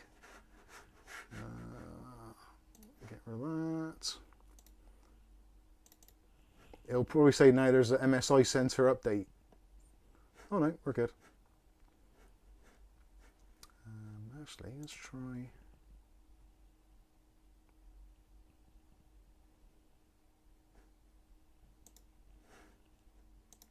Turn RGBs off. Turn RGBs on.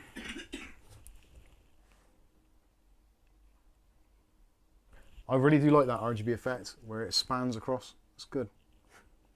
I like it anyway. User scenario, customize. So which one is this on? That must be system fan header 3.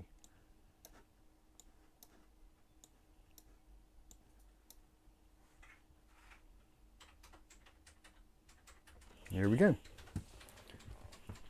See how light these get.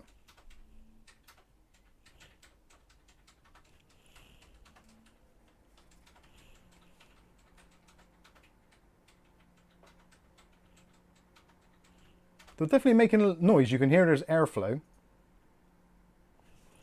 But I ain't very noisy.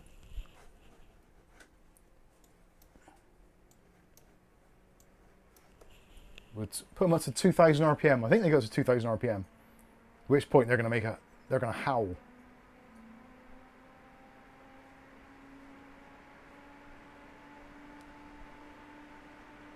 That's actually not too bad. And I'm not sure if it's coming across for you guys, but the actual center hub seems to be particularly well balanced. Even the sticker. The sticker's not moving. That is moving a lot of air. You see that Andy put in instructions for pushing the blades in there? Or refigured all that? No. What did he say? He's sent a link for the instructions type. The instructions just have 2 arrows pointing at the blades to push them out. Yeah, that's what it's meant to be, yeah. So I'm just catching up. I was skimming. All I can hear is calf typing, says Nick Barnes. That's fine. The fans are good. I currently have 6 1.4 light wings from Be Quiet, says Volter. Very nice. There's a whine to that, but that's it full whack. Yeah, 2000 RPM. That's not bad at all.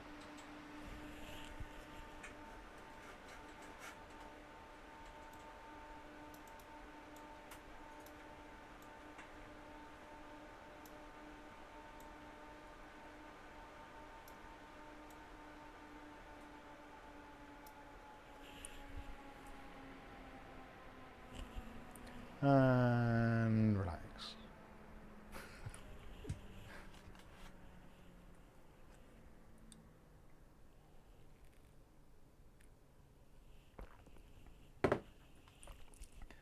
So that's about 1000 RPM, I think.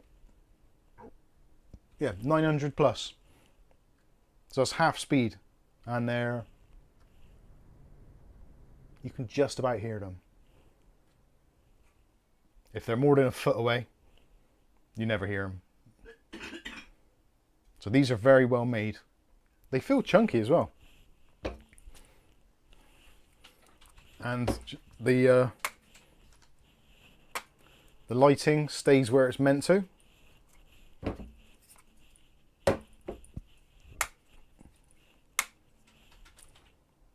So yeah, you can stack them, do whatever you want to them.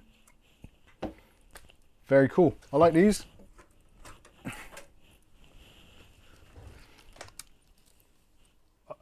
And that is the reverse version as well. So the reverse version blades generally tend to be the louder ones. And these actually not a bad price considering. So these for a 3-pack are 50 quid, 49.99, which is expensive if you look at things like the Thermaltake fans where you can get like a pack of 3 for 15 quid. These are like 15 quid each. So yeah, where's Razer tonight? It is better value for money long-term wise, because obviously they're more flexible in terms of what you can do with them. The motor's better, the lighting's better arguably. If you don't need it, then obviously you don't need it. But I think if you want a quality fan which is going to last and also is going to be quiet and move a lot of air as well, then these I think are definitely worth a look. And if you think we were paying like 15 quid each for Corsair SP 120s, which are nowhere near as nice as these, then yeah, and for the flexibility of the magnetic connections, the wiring, if you're putting a lot of fans into a case, it does take up a lot of cabling. So these specification wise, 500 to 200 RPM, 1.87 H2O for the reverse ones, and 65.82 CFM for the airflow, and acoustic noise of 31.2 dBA. And a life expectation of 40,000 hours at 25 degrees Celsius. So anyway, there we go. Let's have a quick look at those. These, like I said, these are the reverse blade ones. We've also got the normal blade ones as well. They are the same price. Do you need another drink? Yeah, please. What do you want, a knock coffee or a same again? Same again, please.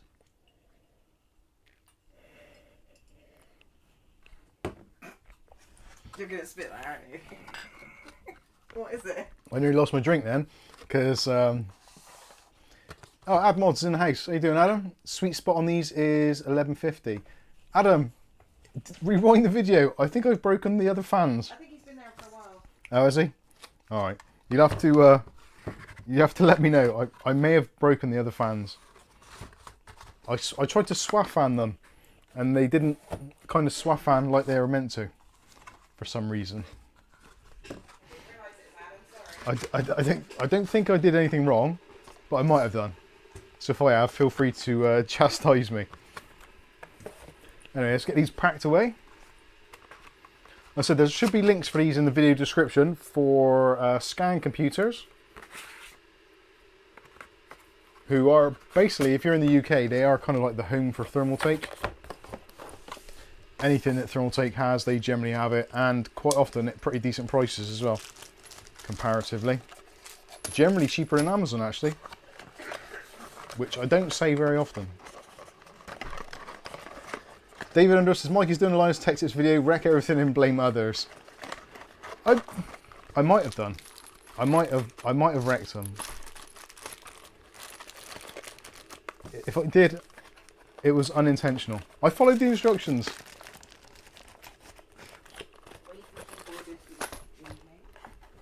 See, a lot of people keep on saying about Lightwings fans. I actually don't like Be Quiet stuff. I don't know what it is. It's just... I know I shouldn't do. As someone who kind of reviews tech stuff, I shouldn't have any kind of bias or anything, but I don't know what it is with Be Quiet stuff. I just don't like it. And I don't think the Be Quiet fans are actually that quiet. I think they're actually quite loud. All the ones I've ever had have always been quite noisy.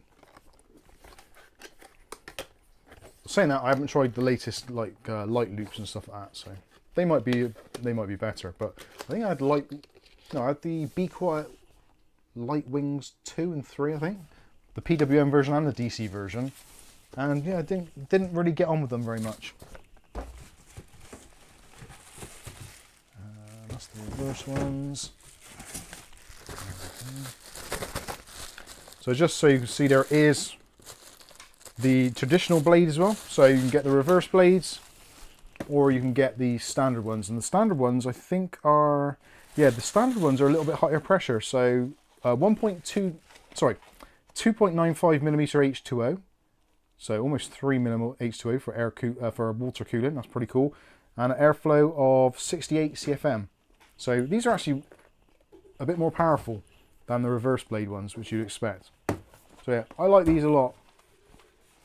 It's long overdue that these have come out, and I'm glad they have, because these are great.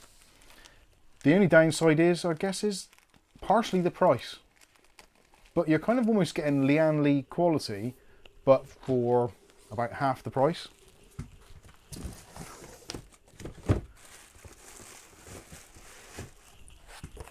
So anyway, there you go. There are the new fans from Thermaltake.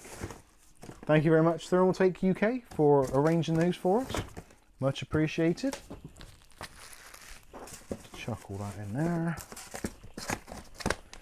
Right, there's that done. Let's get rid of my tripod. Don't need that for a little while. And let's get rid of that on the screen. There we go. Happy days. What did I say? These blades are not interchangeable. Yeah, no, these ones aren't. It was the other ones, the black pros, the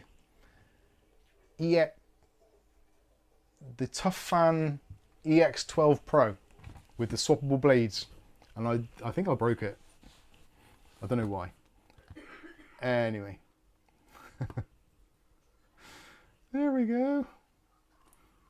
Nick Barnes says, how do they compare with the swafans and reversible fans price-wise? They're about half the well, not half the price.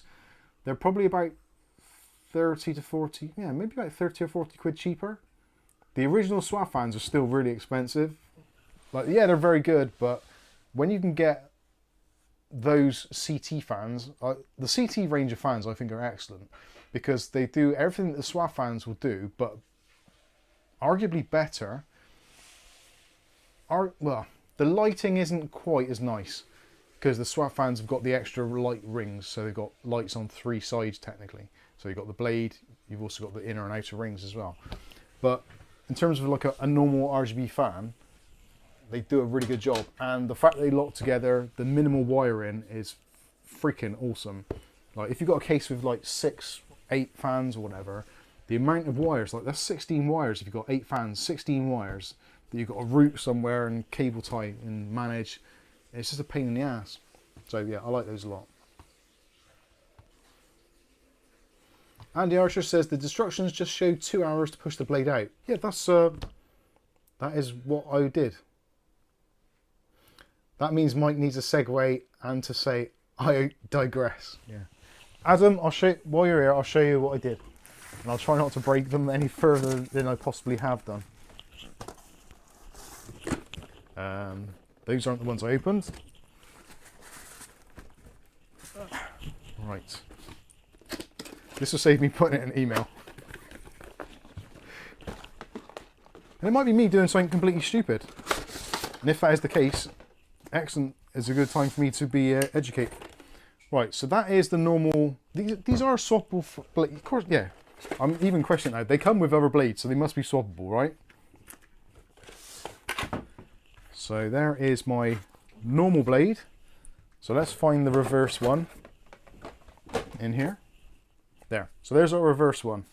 So if I pop this out, which normally you just press from the back on both sides, and there we go.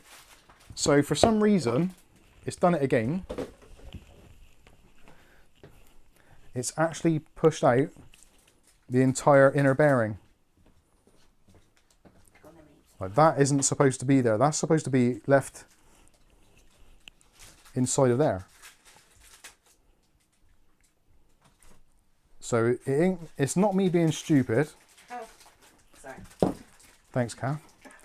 And I'll try it on this one. I'll do it gently. Yep, that's done exactly the same thing. So it's pulled out the inner bearing. That is supposed to be still inside the fan frame.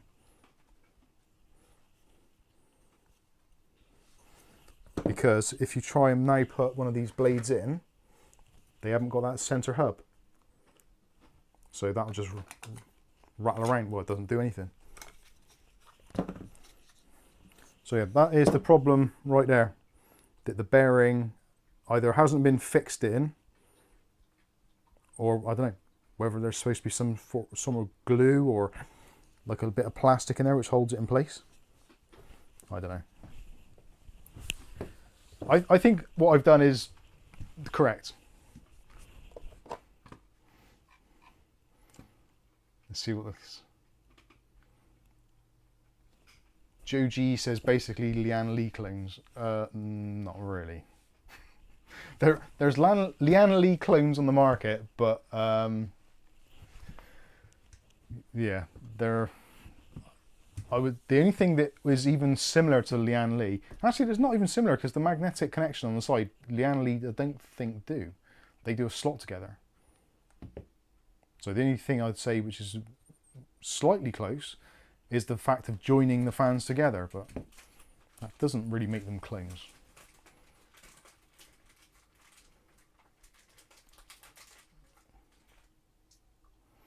Captain White says you need a special extra long neck Phillips screwdriver just to install it. The screw is hidden by a cover plate. He says he'll sort this for you when he's back on the 15th. Oh, right, okay. Yeah, no worries. It's, again, it's, I don't know what it is. Maybe it's something I've done wrong, or maybe I've put too much pressure on it. I don't think I have. I did it quite gently. But it's almost like there should be another...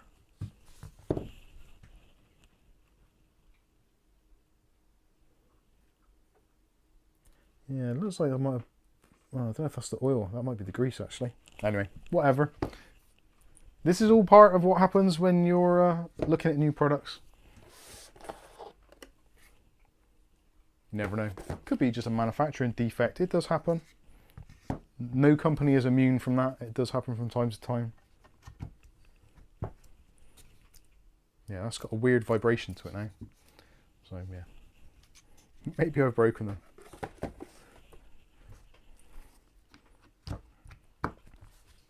Personally, I prefer the RGB ones anyway, so... I shouldn't say that. I shouldn't have a preference, but I do. You guys know me by now anyway. You know I love my RGB stuff. Right, we will get the 5700 X3D up and running very shortly. So we get this packed away, clear the deck, answer some questions, and then we'll get on with it.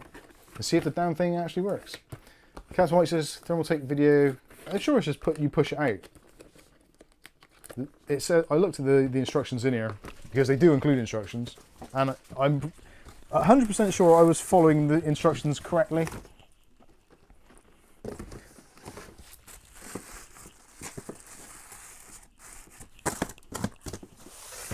We'll see. Right then, let's get my test bed out. If I remember where I put it.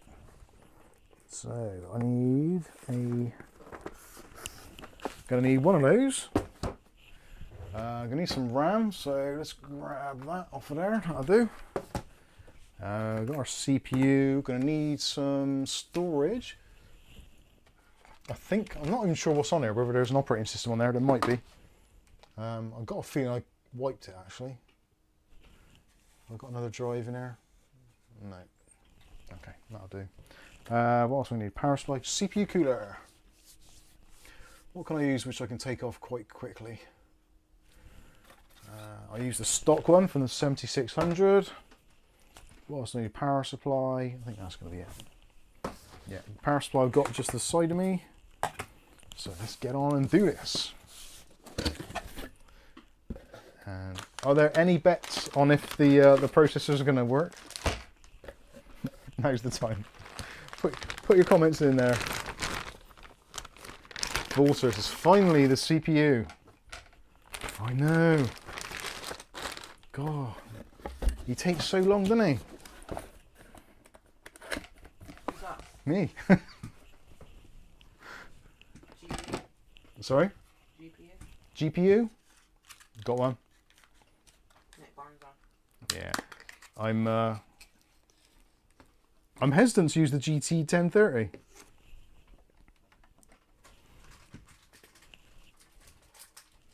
It won't work, then it will work. It won't work, then it will work, yeah. I think that is probably order of the day.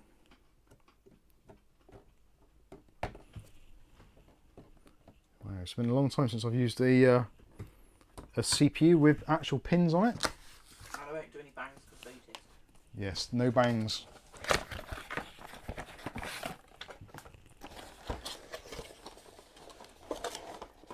Mark Berry says, I'm saying it will work. You're biased though, because you want it to work because you've got one as well.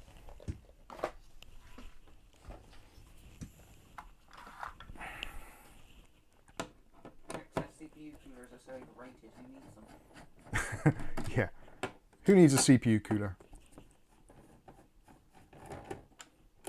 Has anybody watched? No, is that even the right word? Watched? Has anybody seen Beverly Hills Cop 4?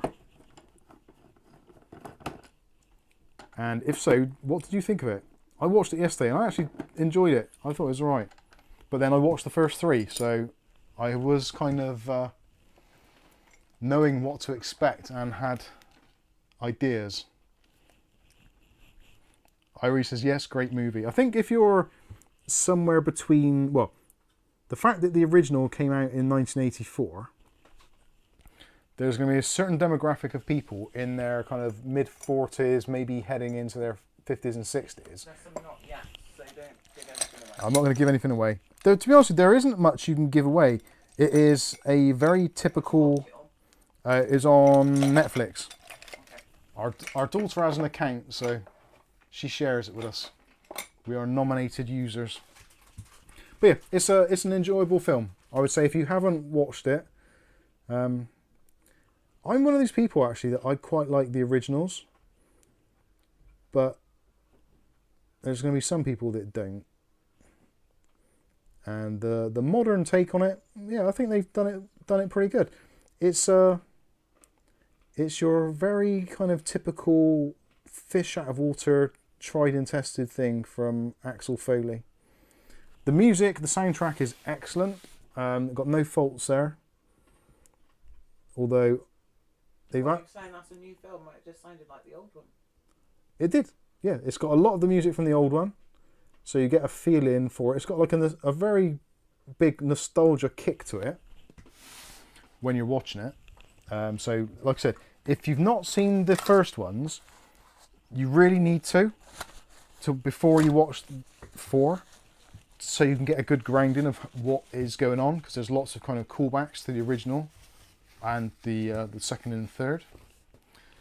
So yeah, I would certainly recommend, if you haven't, have yourself a little binge on 1 to 3. Yeah, 1 to 3.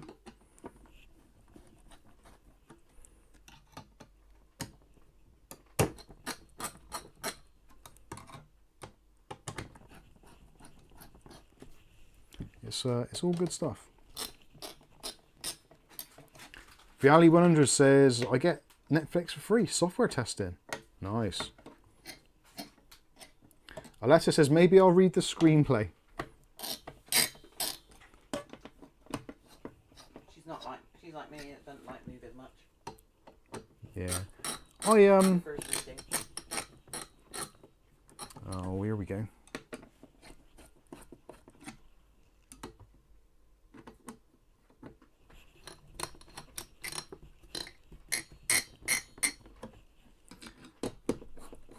Oh god, I don't miss AM4 socket cooler mounts.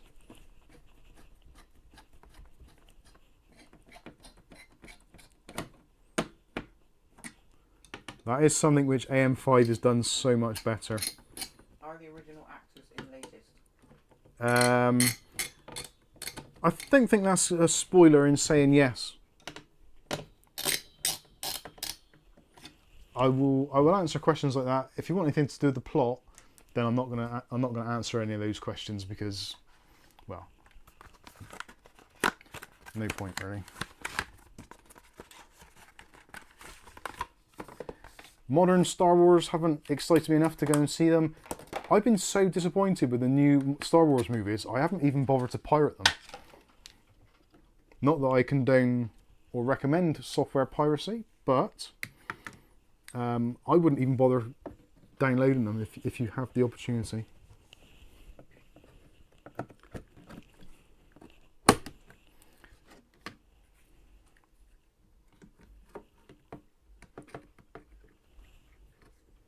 It's weird that this feels actually kind of old school, like DDR4 and AM4. I know it's a stupid thing to say really, but it does feel a bit old school.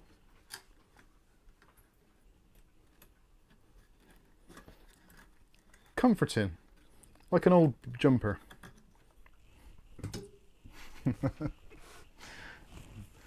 Oh dear. Right, let's get the. Razer's probably older than any old jumper you've got. She probably is. Maybe. Alessa says the last movie I watched was Deadpool 2. Deadpool 3 is going to be out very shortly. But that was in the 90s, wasn't it? When all those come out? 80s, 90s? What? Beverly Hills Cop? Deadpool. No. 2010, 11 maybe? Am I thinking of them back in the 80s and 90s? Don't know. What? As in superhero movies? I don't know. It was a superhero movie anyway. It's Marvel. Bloody Marvel nonsense. In fact, Deadpool, of all the kind of Marvel movies of the recent era, has been the only ones which have actually stayed relatively close to their original what they're meant to be. They haven't gone super woke or nothing. Deadpool Super 2 is woke. 2018. Yes. What Well- am I thinking of that was around that was a bit sounding like that then? Deadpool? I'm not sure.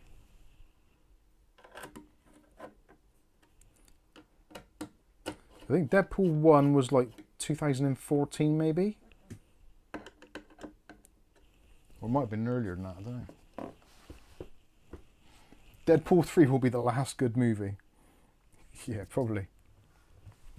What was the last film I watched? I have no idea.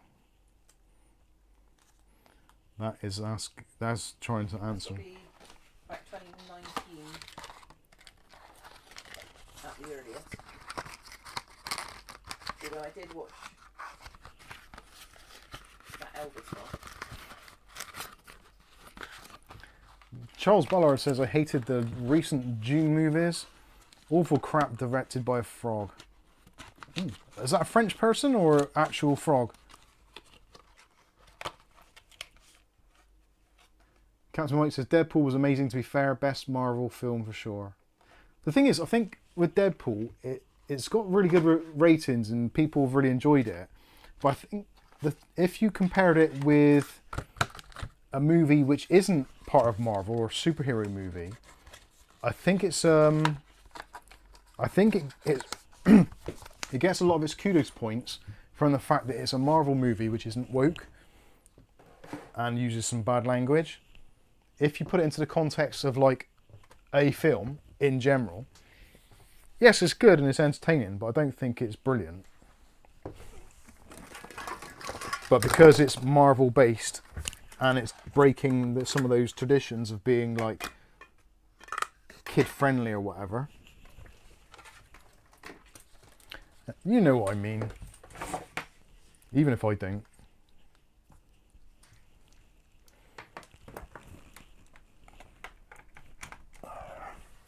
Now this is where I run out of keyboards and mice, isn't it? Despite being surrounded by them.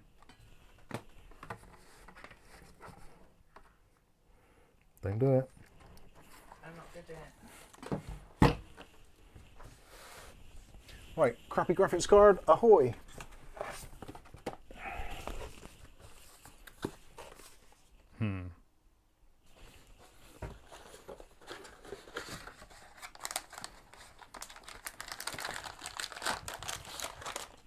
Captain White says you're entitled to your opinion. Opinions are like assholes, everybody's got one. But yours has got a crack in it. Mine has got a crack in it, in my opinion.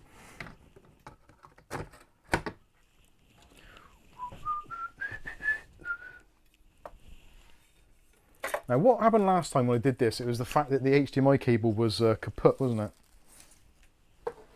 So let's try a different HDMI cable this time. And we'll go into HDMI number troisième. That's French for summer. If it works, should we give away 5?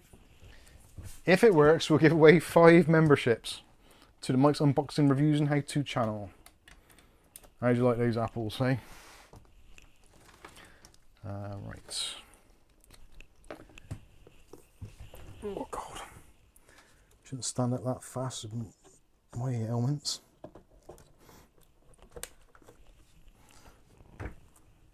Right, so is that GPU or CPU? CPU, GPU.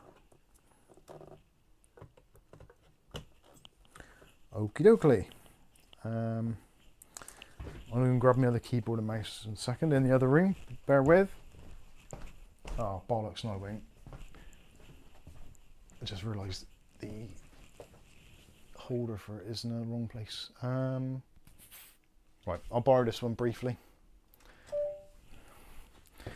Boop, boop. You put something in the wrong place. I'll put the USB for the other keyboard and mouse. It's in the back of that mini PC and it's tucked down behind the telly. So the chance of me getting out successfully without breaking something is limited to say the least.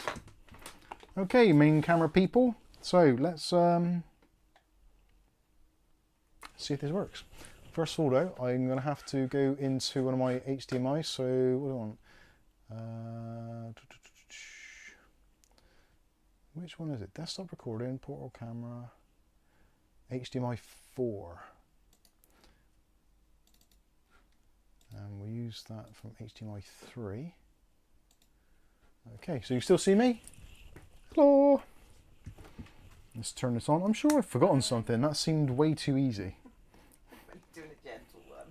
Thanks. Bang.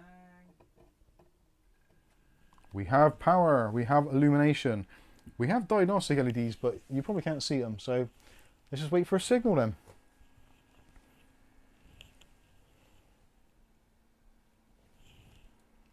Anytime today, please.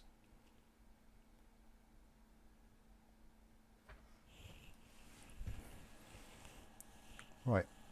Diagnostic LED is flashing.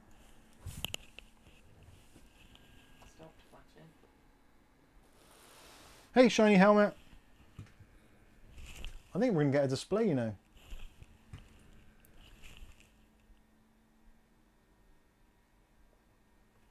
This is where I work out that I've put it into the wrong port.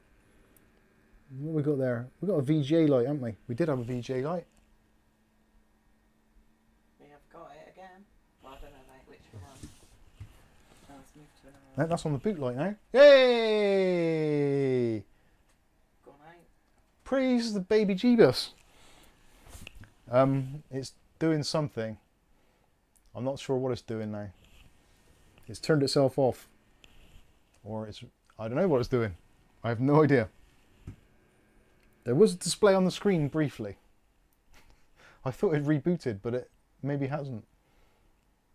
Well, we see things here because we've got Elgato. Yeah, that's the capture card for that, yeah. Oh, it's rebooting again. There we go, MSI, boom.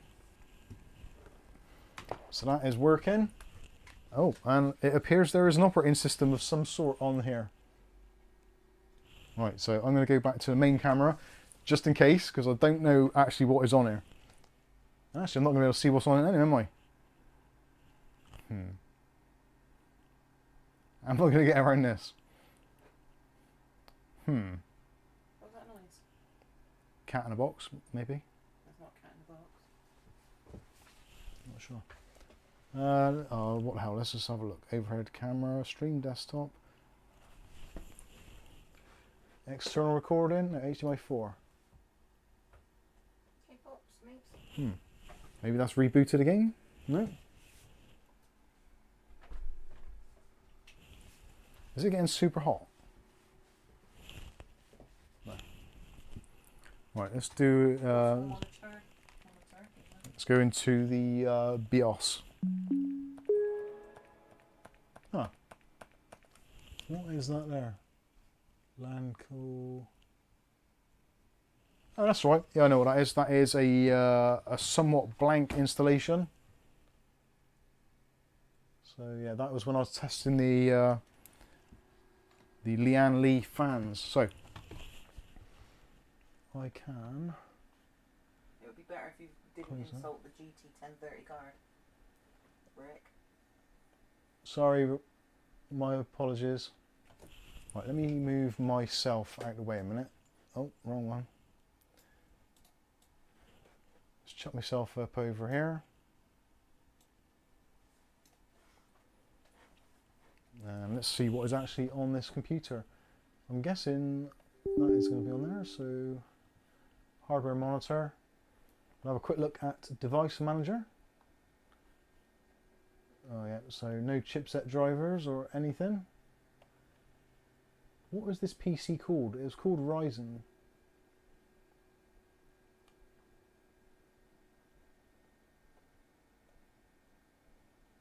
The mighty 1030. Oh. Right, this isn't going to work well because this is a crap cooler. What frequencies are we getting there? So we're going up to 4.1. Tell you what, I'll plug in the Ethernet a minute.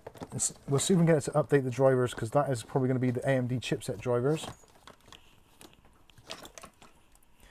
And then we'll run a quick Cinebench just to make sure that it doesn't completely fall flat on its arse.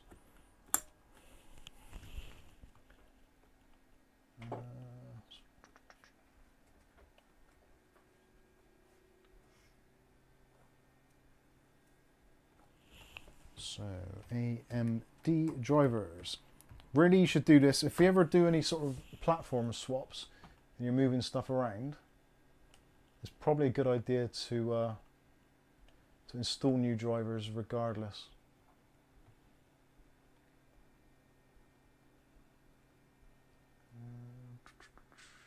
Drivers. Oh, I've typically put myself in the wrong place. You didn't want to put yourself there. Right. Let's put myself there. I'm unlikely to interfere with stuff there. You know yourself.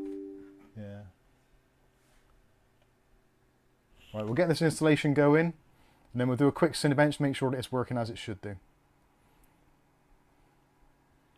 Alexa says to Rick H, 1030 equals doorstop, lol. That's a terrible thing to say. What a fantastic card it is.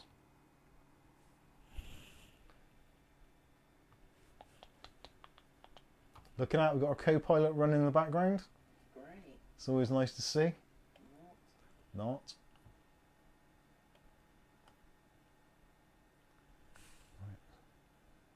Come on. Come on, move, you bastard. No offence. Let's have a think. We've all been there, haven't we? You sit down on the toilet with your phone in hand, reading the news, having a think, putting the world to rights in your own brain.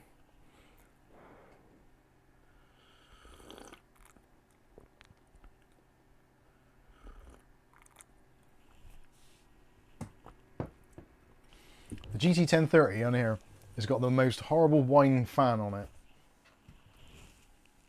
Right, let's get the drivers in. Install. Right, while that is quickly installing, I'm going to go and take a leak. So feel free to drop some super chats while I'm gone.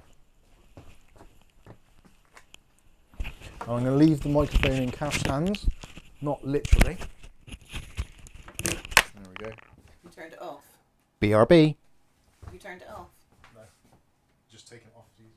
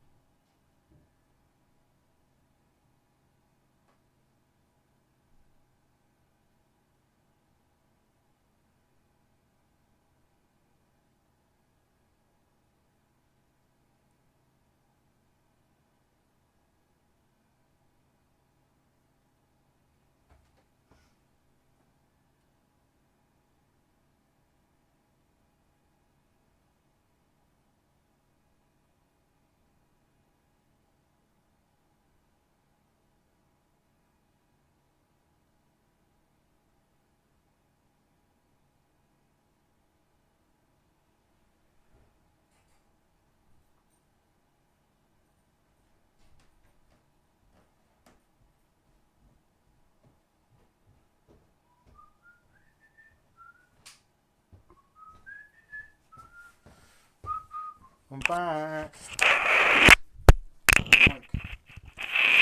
Mic. Sorry, headphone users, if I just caused you grief there. So I've clicked back on. There we go. And we're back in the room.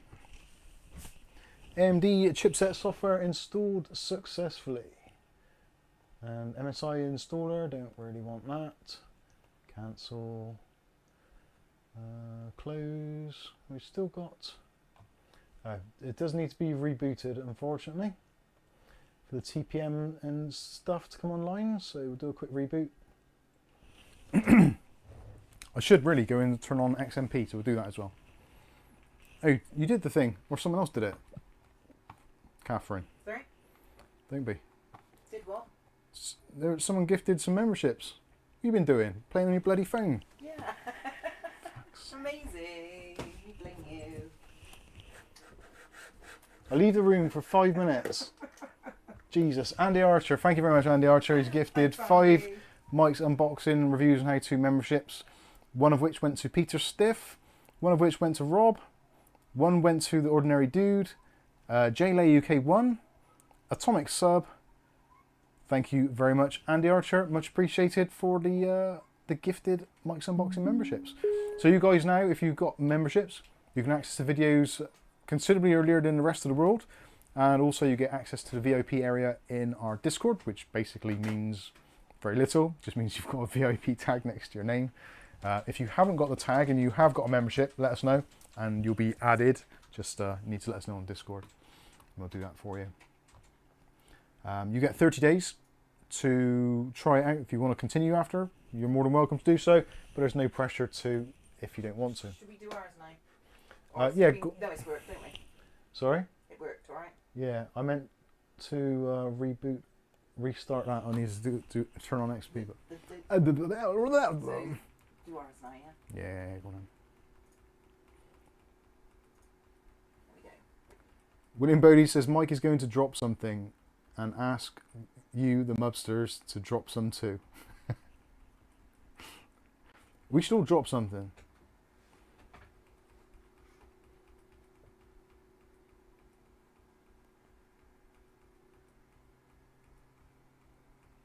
Come on, Bios. You good it? Hmm? Yeah. Do I need to do the light? Not for us, do we? Oh, actually, hang on, I've got Right, BIOS is out. I need to use my mouse. Oh, God, I can't even see. Right, so we have gifted 5 Mike's Unboxing memberships to Shiny Helmet, Joji, Jwaz, and the big Marvinsky, and also to Toad as well. Toad was gifted a membership, so you all got early access. Bless your hearts, enjoy, leave comments on the videos, get early access, and all that kind of stuff. Again, these are gifts. If you want to continue supporting us after, you're more than welcome to, obviously. If you don't want to, you don't have to. It's absolutely fine. Completely understand, but it's a bit of a nice freebie. Mick Dwyer says, why does it say Ryzen 3 1200? Volume's down, Mike. Is it? 1, 2, 3, 4, 5. Did I press the wrong button? Where's the plus? No, that's up. Oh, it might be because I got it tucked in. Have I got my mic tucked in too much? Volume's okay. Wow, David says wow, so they can watch Mike kill some hardware before others. Yeah, like swafans from Thermaltake. Right, what have we got in the BIOS? So we have got CPU core temperature, actually 39 degrees in the BIOS with that stock cooler. It's not bad. 16 gigs of RAM, XMP profiles optional. Yep, that all looks good. So I'm just going to enable XMP. Actually, I'm not too sure which XMP profile that is, but let's have a look in the OC settings. So profile 1 is 3600 CL18, excellent stuff. I think that's about all I'm going to do right now. Game boost we haven't got, so we'll just do this with the stock settings and we'll let that reboot a minute and we'll see what happens, and we'll just run a quick Cinebench and just see what the temps are like with the stock cooler and what the actual score is. Now, I actually have no idea whatsoever of what this should get as a Cinebench score. I'm thinking that the 5800 non-X3D scored somewhere in the region of about 16 to 18,000 points in R23. I think. It's been a while. I can't remember if that broke 20,000 or not. I think I had to go to the 7600 or 7700 to break 20,000. I could be completely wrong, but we'll do it anyway. Retro News has just finished a great Antec C8 build, which I used 6 swafans on reverse blade. Really happy with it. Cool. Glad to hear it. I do like the reversible blade fans. I think that's one of the nicest things to come out of all of the companies recently, actually. They've all done a good job on it. Alexa says, anyone know if a RX 5700 will handle a 4K TV? Well, yeah, it kind of will, but for desktop use, for gaming, you're going to want to slam that down to 1080p and use like FSR or something. I don't want the overhead camera. Why would I want that? I want the main camera. Then I want HDMI number 4. Oh, if I had a mouse that worked. Right, we're back. Let's close down the L-Connect because that isn't even connected. L-Connect. Quit. And we'll get the CPU hardware monitor, or sorry, CPU ID's hardware monitor. We'll get that up and running. We'll put that up over here on the side. I'm interested to see what the temp's going to be like. And I'll just get me out of the way slightly. So now we see our package temperatures there. What's the idle actually? Idle is about 20, in the high 20s, perhaps. Does it come with a cooler and the chip? No, the chip didn't come with a cooler. I think the retail one probably did.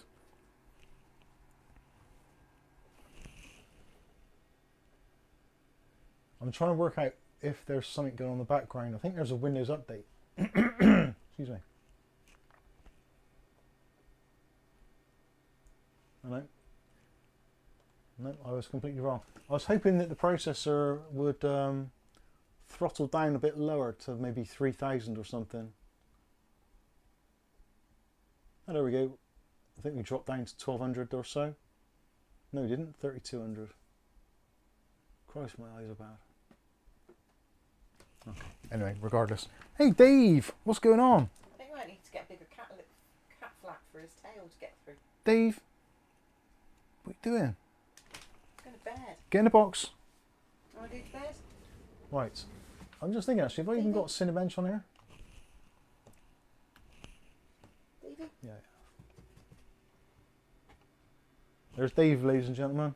Close up on his tail. Close up on his butt. I was in the shot box. in the buttocks. It's okay. I need to let go of the flap. Oh, it's okay. You're scaring me now, Dave. What are you doing? I'm just touching him. To reassure him, and he's gone all jumpy. Right, let's do a quick Cinebench run. And I'll pack some of this crap away while I'm at it. Did you get scared of? And get your bets in now. What do you think it's going to hit? What is the score likely to be? And in fact, actually, if anybody wants to go to CPU Monkey and actually find the actual score, that would be really helpful.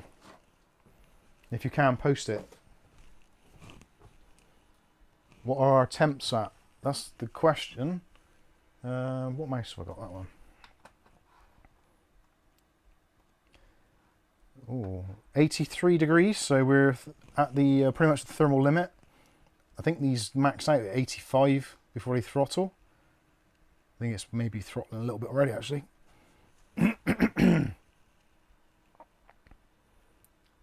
Come on. 86. Is it going to throttle hard?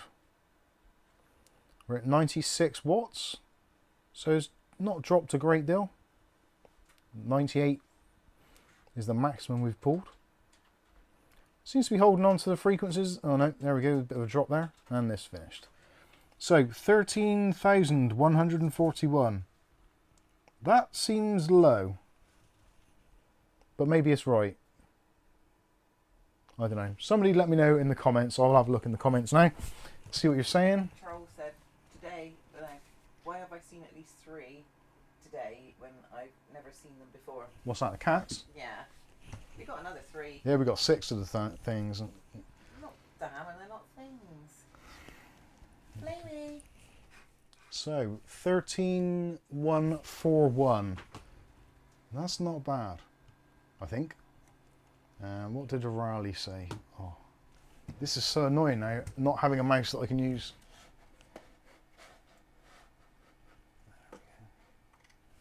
Andy says it looks somewhere near what his was. Okay, Nick Barnes says I got 12,769 before undervolt, then 13,353 in Cine 23. It should get about 13,700, so yeah, we're about right then. No, not cats. Why have I seen at least 3 messages retracted? I've never seen that before. Oh, right. Yeah, it does happen. People retract them. Yeah, if you say something which is bad, a moderator might I don't retract think it's it, the or moderator YouTube ones. might. I think it's themselves retracting things. Oh yeah. Sometimes they're a bit behind, aren't they? And then they might say stuff that somebody else has already said. David Underhill says, in one of life's strange events, I got the clock kit. Just when I collect clocks, I have over 20. How's that for every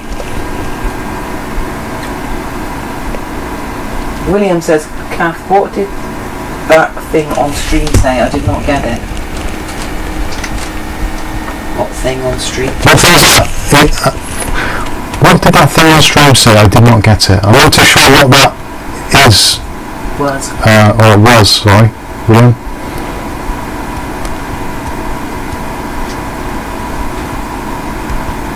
Charles Bell, what the hell? Jeez, crap. What's going on? Rick Barnes says, can't understand CPU Monkey, so no idea. If you do 57x 3D CPU Monkey, then scroll down. Oh, sound's gone bad. Distortion. Audio is crazy now. Oh, maybe it did something, flash something up on the... What is it? Flingy, you want to go back out?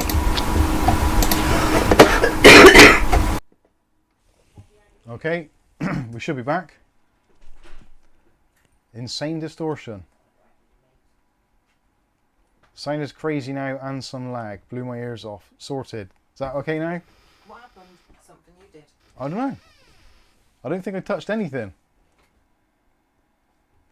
O'Reilly says, I think the 7700 CPU from AliExpress, it blew up.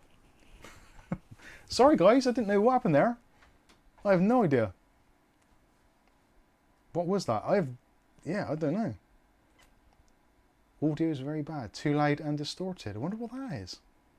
Alright, O'Reilly's found it. So CPU Monkey, Ryzen 7 X3D. Yeah, 13786. So considering we're using the stock cooler, I think that's absolutely fine. So it's not dead. It seems to be working. What, rewind it. Listen to what the hell it was. Yeah, sorry about that. I'm not sure what happened there. Ripped my ears. Watch it later and you'll find out what we're hearing. Yeah, I'll have to do that. Time is, we don't know the time, do we? Timestamp. It would be... so, what time do we start the stream? 1/4 past. Yeah. That's weird. Yeah. So, yeah, 2250 onwards. Yeah, sorry about that. I have no idea what happened. What speed did the CPU get to? It should be on the screen at the moment. So, looks like the most we had on the cores are 4116 on core 0 and core 1. Those appear to be the best two so far. Or the ones that have boosted up the most. Idle-wise is not doing too bad, 27 watts. I'm not too sure whether it's slower than I thought it was going to be, to be honest, for the money. Let's do a single core. Oh no, they heard me really clearly during it all. They what? Heard me really clearly during it all. Oh, what, because the mic boosted or something, did it? I don't know. It's very strange. And they're like, oh, that's horrible, it was me. We heard Kath quite clearly during the mix-up. I wonder what that was then. Aliens. You put the right mic on, didn't you? Because you were quiet this time. Yeah.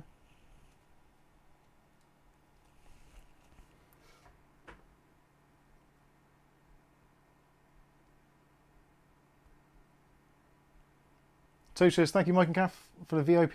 Not sure I deserve it, but thank you. Hey, it's not. We don't choose. It's a random. So it's very much luck of the draw.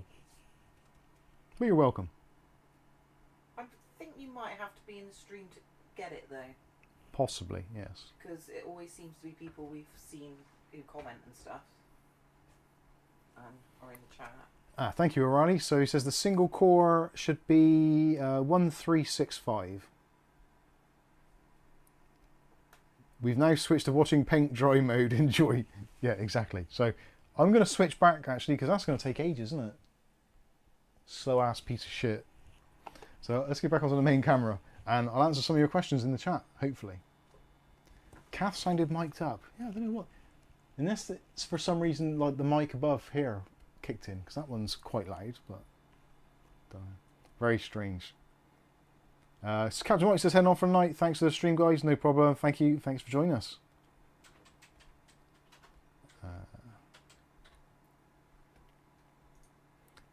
Nick Barr says, finally found Monkey Score single 1365 multi. CPU Monkey is actually really good for checking comparisons. So if you get a new CPU and you do a benchmark on it, you can compare the results there. Now, CPU Monkey tests generally tend to be on the high side. So don't worry if your scores are less or lower, unless they're dramatically lower, in which case there might be something wrong. But if your scores are the same as, or even better than the CPU Monkey scores, you're doing pretty well.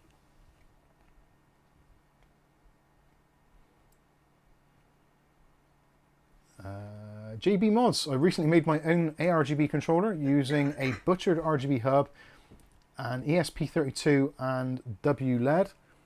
Will fit to my PC tomorrow. Excellent stuff.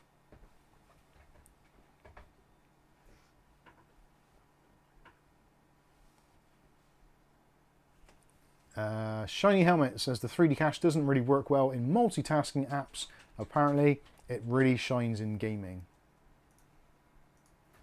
Coke's going to log off his Toke account. No worries. Carry on watching. See you later.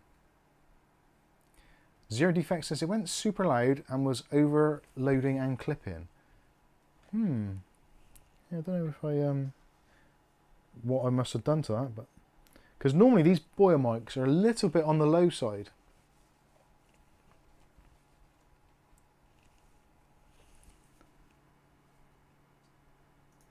O'Reilly says I think the issue was that the PC streaming one or the one with XVD joined the stream, so you've had a distortion feedback loop which doubles the more you talk record. AI knows best. Yeah, I'll trust O'Reilly. He is AI. The reason being is because I saw chat below my full screen.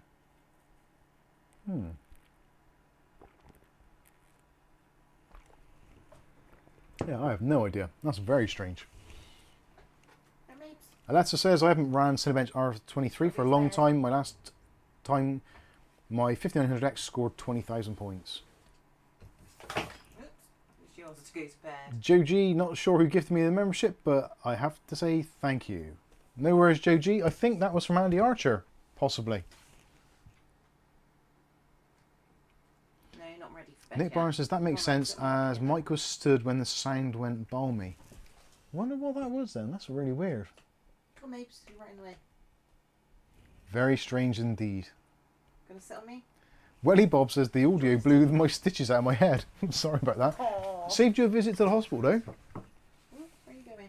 It is Catzilla. Okay. Shiny Helmet says I'm running Cinebench 23 on my 57X in the background. We'll let you know what the scores are when it finishes. I think the 5700X non-3D will probably score better. Viali 100 says my 5900 hits 22,000 plus. That's pretty cool. Nick Barnes says, so really if you're building a new PC, you're better off with AM5 7600 or 7700 as similar or higher scores. Yeah, the 7600 or the 7700 for me is pretty much the sweet spot because it's quite a nice price and it does perform pretty well. I think that gets about 18,000 points. I think. Somewhere around there. Maybe a little bit more. I think it's around about 18,000 points.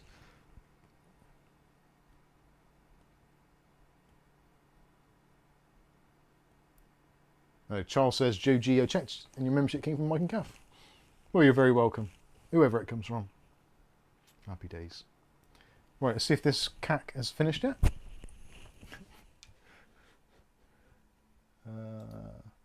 Nope. God's sakes. Although, oh yeah, where's he? Yeah. What's the temps like on it? Oh, I don't want to move that. Using the wrong mouse again. It's like Inception. Oh, now I've got me in the wrong place. Oh, well, what the hell. So, what's our temperature at the moment? Can't see, just slightly out of shot. Oh no, wrong mouse again. That's better. Let's move me over here. So what are we at? We're at 60 degrees at the moment, running about 40 watts. And it seems almost all of the processor cores now have reached 4100 or slightly less. Yeah, it's not too bad at all. It could be worse.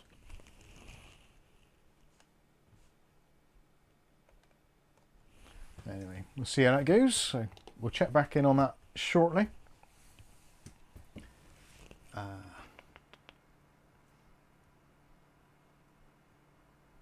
Ira Wolfman says pick up anything other than the 5700X3D if you want a CPU that isn't locked down. Yeah, it does seem to be that there's not a lot you can do with it, is there? So I will be making a little standalone video because we will make a little PC out of this, which will hopefully sell. Although I haven't sold the previous one, the Intel one, which we built what's that, 2 weeks ago now.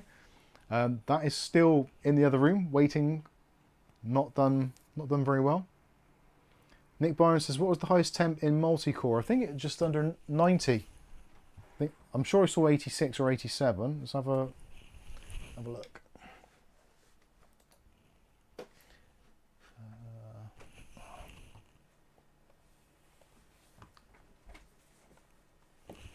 So, yeah, 89. Which on a stock cooler is actually not bad at all. Jason Toyo, $5. Thank you very much. I just upgraded to one of these from a Ryzen 9 3900X. It's strange to have less cores and clock, but it is an upgrade, I think. It depends what you're doing. If it's for gaming, certainly it's going to be... oh shit, you fell off my stool. It's going to be an upgrade because you're going to have much better IPC, and also you're going to have that extra Vcache as well. So for gaming purposes, yes, definitely. I think if you're using the Ryzen 9 3900X for video editing purposes or multi-tasking a lot, I think the 3900X would probably maybe be very equal, or at least give it a run for its money. I think the 3900X was probably one of my favourite processors, actually, which I'm pretty sure when that came out, I'm pretty sure I spent about £400 on that when it came out. And now you can pick them up on like eBay in Facebook groups for like 200 quid if you're lucky. Yes. Mark Berry says, what's the max temp with that CPU? Currently it's been 90 degrees roughly, which I think it thermally throttles at 90. But stock cooler, so not too bad. Jason says, for gaming, yes, don't video edit. Yeah, for gaming, it's definitely an upgrade because the IPC is going to be better because it's the next generation, and also you've got that 3D Vcache. So yeah, definitely. David Underhill says, do Intel actually make CPUs that can be used for gaming? Well, yeah, all of them. Intel generally, most of the time, have the kind of the fastest gaming chips. It's only in this last probably, I don't know, 6 to 12 months that AMD have taken that crown. And it's even then, like with the 7800X 3D versus like the 14900 or the 13900 or even the 14700. They kind of, depending on the game, it kind of jostles position. Yes, Kath? Mark Berry says, what's the max temp for that CPU? I just answered Oh, that. you did that one. Yeah.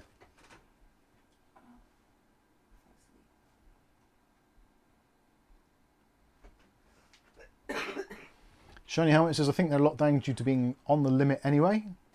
That makes a lot of sense.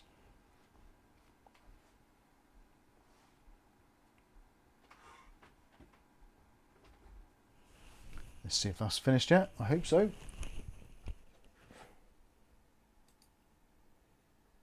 Yay! Right. What were we supposed to get on here? We got 1340, which I think is actually not far off where we should be for a single core.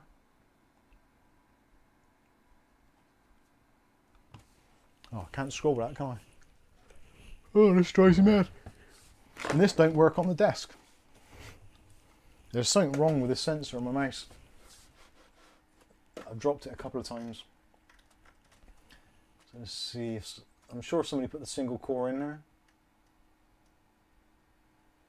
Yeah, I already did. So yeah, 1365. We got 1340. So yeah, I think it's definitely well within the margin of error. And again, it's unlikely that people that are running this processor are going to be doing it with the stock Wraith Stealth cooler, because that's just stupid. So yeah, I think that's fine. Close enough, and it was running on 4.1 GHz on a single core test 2. Excellent stuff. So yeah, I think we've confirmed that it works. We've got a nice Thermaltake RAM, tough RAM. I like our tough RAM. I haven't used tough RAM in ages. So let's. Oh, I need that screen back on. Actually, do I? I'll just shut it down. We'll just shut it down. Hopefully that'll do it. Nice little soft shutdown.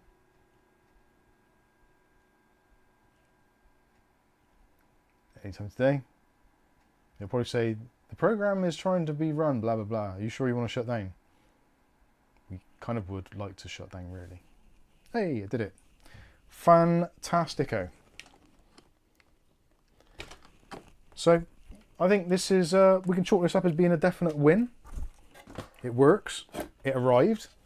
It was a day late, which I'm not that pissed off about. Although, you know what it's like with AliExpress? Well, maybe you don't actually. If you buy stuff on AliExpress, when you get the stuff, they just bombard you with emails.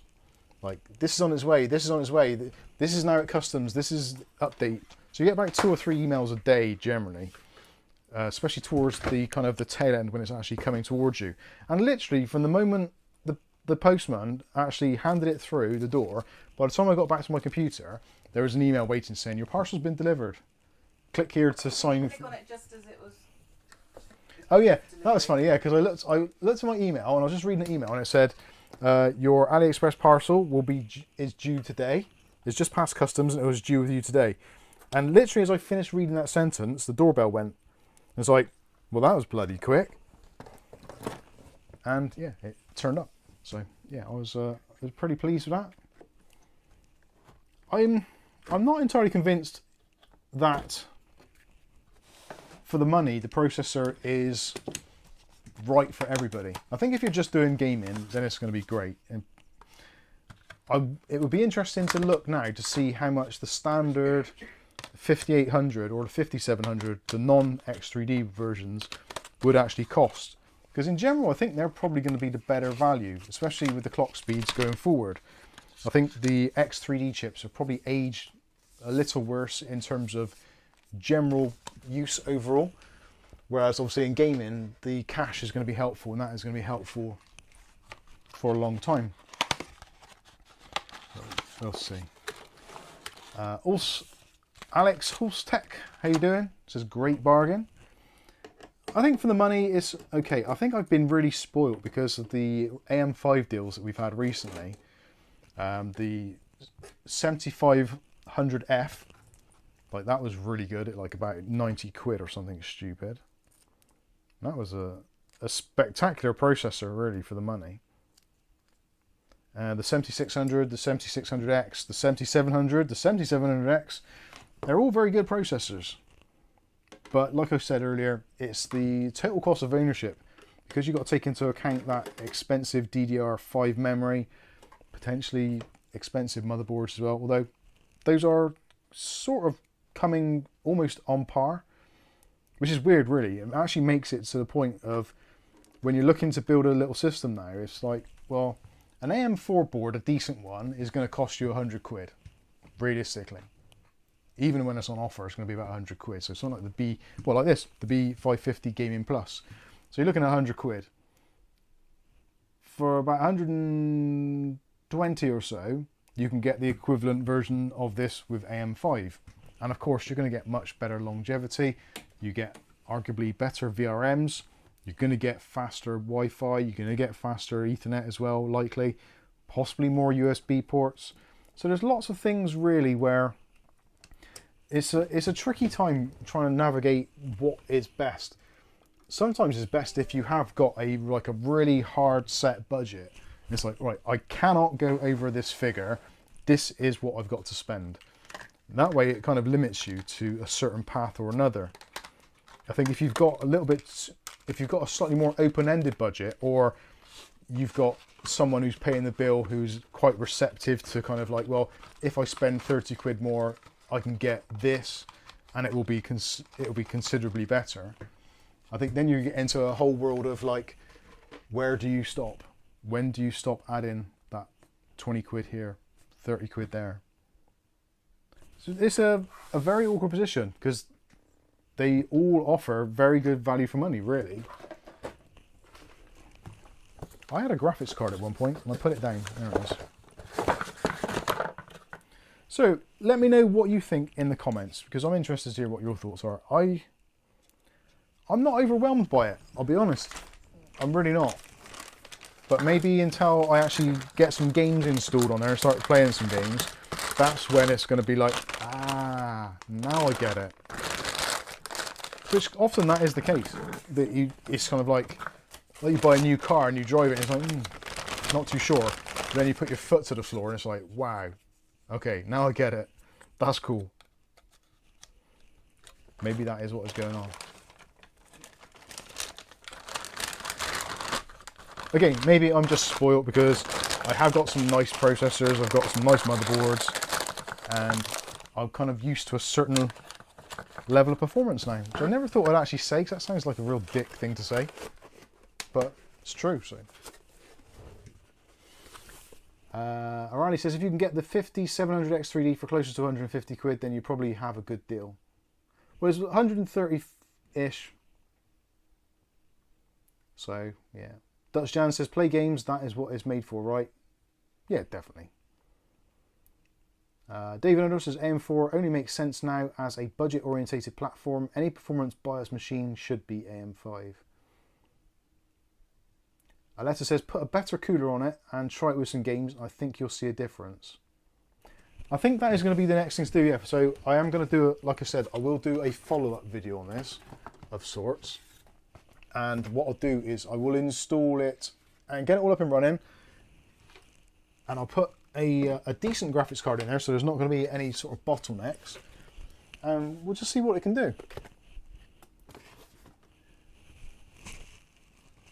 Because ultimately, for a lot of people, that is it. And if it plays games well, it doesn't drop frames, and it's a nice consistent feeling, that's what it's all about.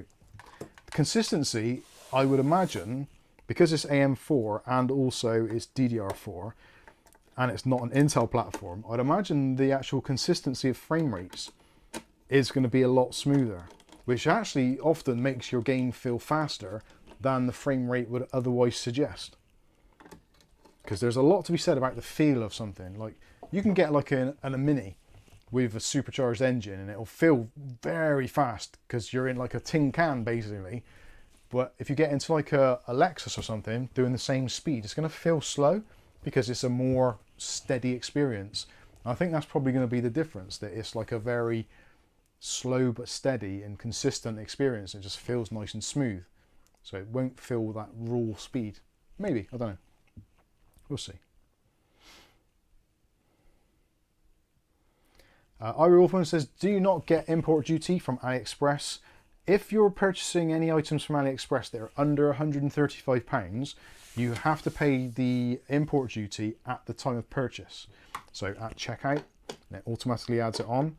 If you buy something which is over £135, it is down to the individual and also the seller to notify the authorities of the correct amount of tax to be charged on import, which is where a lot of AliExpress stuff actually starts to make some sense, because a lot of the companies, especially some of the smaller ones, they will not necessarily put the right value on or underestimate its retail value. So if you buy something for 500 quid, they might put something on the label saying like it costs 25 or 50 quid or something, which clearly it didn't, but that would then make it so you're liable for like a couple of quid postage, a couple of quid tax rather than 100 or something. Well, actually, yeah, it'd be 100 quid, wouldn't it, on 500 because it's 20%. So yeah, there are. It's down to. It's a really grey area when it comes to tax, because again, it's down to the whole kind of tax avoidance thing. Are you avoiding paying tax by buying something which is more expensive in the hope that they're going to misrepresent what the value is? Because you're trying to avoid paying tax, aren't you, by choosing a company which doesn't report tax properly? I don't know.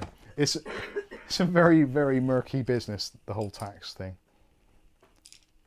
Luckily, this was under £135, so the tax was paid at the source and was paid in advance. So it's kind of nice because they just show up with the parcel. I didn't even have to sign for it. I don't think he even took a picture either. Normally they take a picture. I hate that. So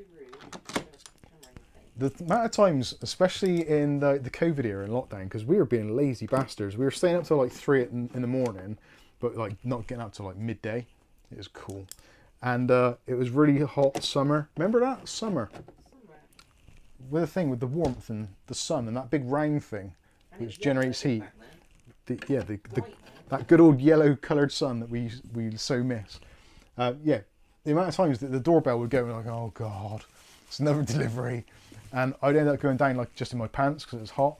And then they're like trying to take a picture of you while you're holding the parcel. And I'm like half asleep, just in my pants, holding a Thermaltake cooler or something. And, and they just snap you. It's like, well, if you're gonna take a picture, at least try and like get my good side. Which would probably be me turning away backwards. Anyway. That's enough about me. Oh, I've got thermal paste everywhere.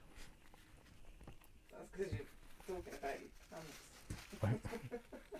This actually looks like my pants after the thermal paste. Oof. ARGB. Any imports from AliExpress is taxed for Australia. Oh, is that right? I think we've got some sort of tax treaty with AliExpress, as in the UK government have. So it's like, because beforehand, I think it was anything at all, they would basically just not bother declaring what it was. They just say like, oh, it's a gift, or it's a personal item, or I don't know, something which you don't want to. Shiny Helmet says, those pics would make good thumbnails. They probably wouldn't. They'd probably be better off like putting into like a kid's bedroom to stop them leaving the room, like to scare them. Or like, don't do drugs, kids. This is what you'll end up looking like. Just like Mike on Mike's Unboxing.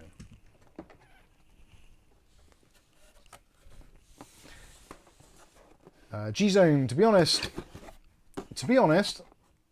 TBH, honest, you're being honest twice there, so doesn't mean you're lying. Double negative. Double negative. G-Zone, I can't be honest. I could be honest. I can't be asked. I can't be arsed fixing PCs anymore. After last weekend, I changed a AIO, so then the PC wouldn't power up. I checked the power button pin, was not bent, so I bought a new PC, which I'm using now. That escalated quickly from if you're fixing PCs and you install an AIO and then it stops working, you shouldn't be fixing PCs. It happens to us all though, at some point or other, where you just do some bizarre little upgrade to your PC and all of a sudden it's like, wait, my PC doesn't work at all now. All I've done is insert a USB card or something. It's like, my PC doesn't work. All I've done is open the door in the pants, and now I've got the police round in the pants. It's been a long day. I keep on saying that. It has. Oh, there. Right. Anyway, I think we've established that works. Oh, I made some mess on my mouse mat. Don't forget, ladies and gentlemen, if you want to get a mouse mat like this beautiful thing here, which says Mike's Unboxing on it, you can get them from our good friends at Technically Stable. Links are in the video description, and also premium CD keys and our Discord as well. I'll put them all in there because why not? And you can pick up these. They're very cool. I like it a lot, and it's actually quite good for building stuff on. And it stops you seeing the desk, because the desk is absolutely horrible. It genuinely is. This desk is knackered. I do need to go to IKEA and get some new desks. But the chances of me actually leaving Downend, or a kind of half a mile radius of where I live, is extremely unlikely. Very extremely unlikely, in fact. It's not going to happen. I was thinking, you haven't driven, have you, since it must be October last year? Yeah, I haven't driven for almost a year. That's not nearly a year. Well, October, we're almost heading towards... Oh yeah, July. Yeah. No. It's quite a long time. Yeah, it's only 3 months off, isn't it? Yeah. Getting to work as well, isn't it? Yeah. Yeah, I have not driven for a very long time. I don't think even though I know how to drive. And before that, I think, wasn't it 3 years since you've driven last? Yeah, I think so, yeah. Bizarre, isn't it? Zero Defect says, reach out to FlexiSpot. They love working with YouTubers. Who the hell's FlexiSpot? Oh, for the desks. Yeah, I don't want a stand-in desk. I do, but this is just a completely wrong setup for it. It would work fantastically, and it is basically something that I do need to do. But this room just isn't cut out for it at all. Maisie's getting old, she can't jump up on a standing desk. Yeah, Maisie, we'd have to put the standing desk in the lowest mode for her to jump on it. We have to put a stool next to the desk for her to be able to jump up.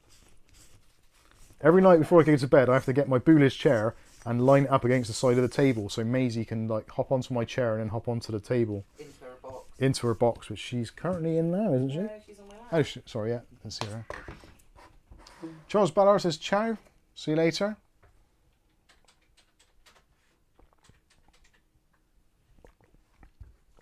Viali says my desk is from IKEA. I had it for 8 years, still like new.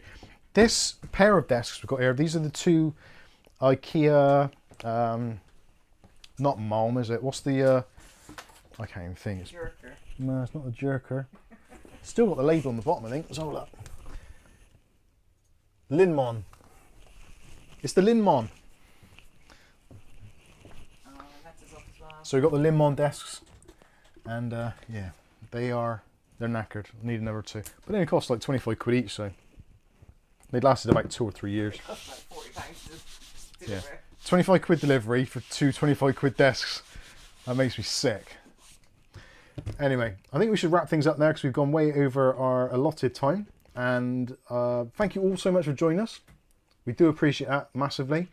And hopefully those of you that are watching from England have enjoyed the match and have a right proper piss up tonight and have a hangover tomorrow, because I think it's going to be hopefully not the last of our celebrations, but I don't know. We just about scraped through, so you never know. We should celebrate getting as far as we did.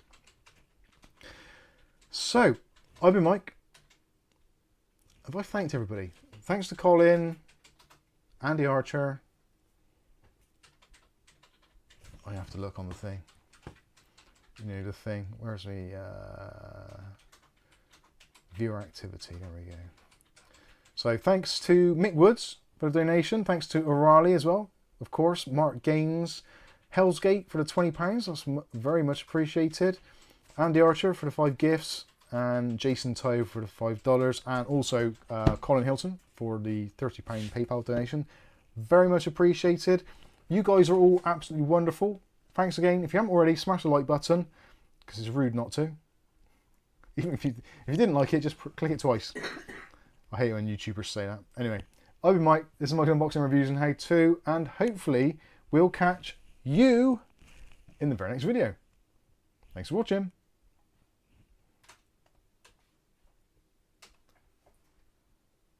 Got to wait for this bit to end now. There we go.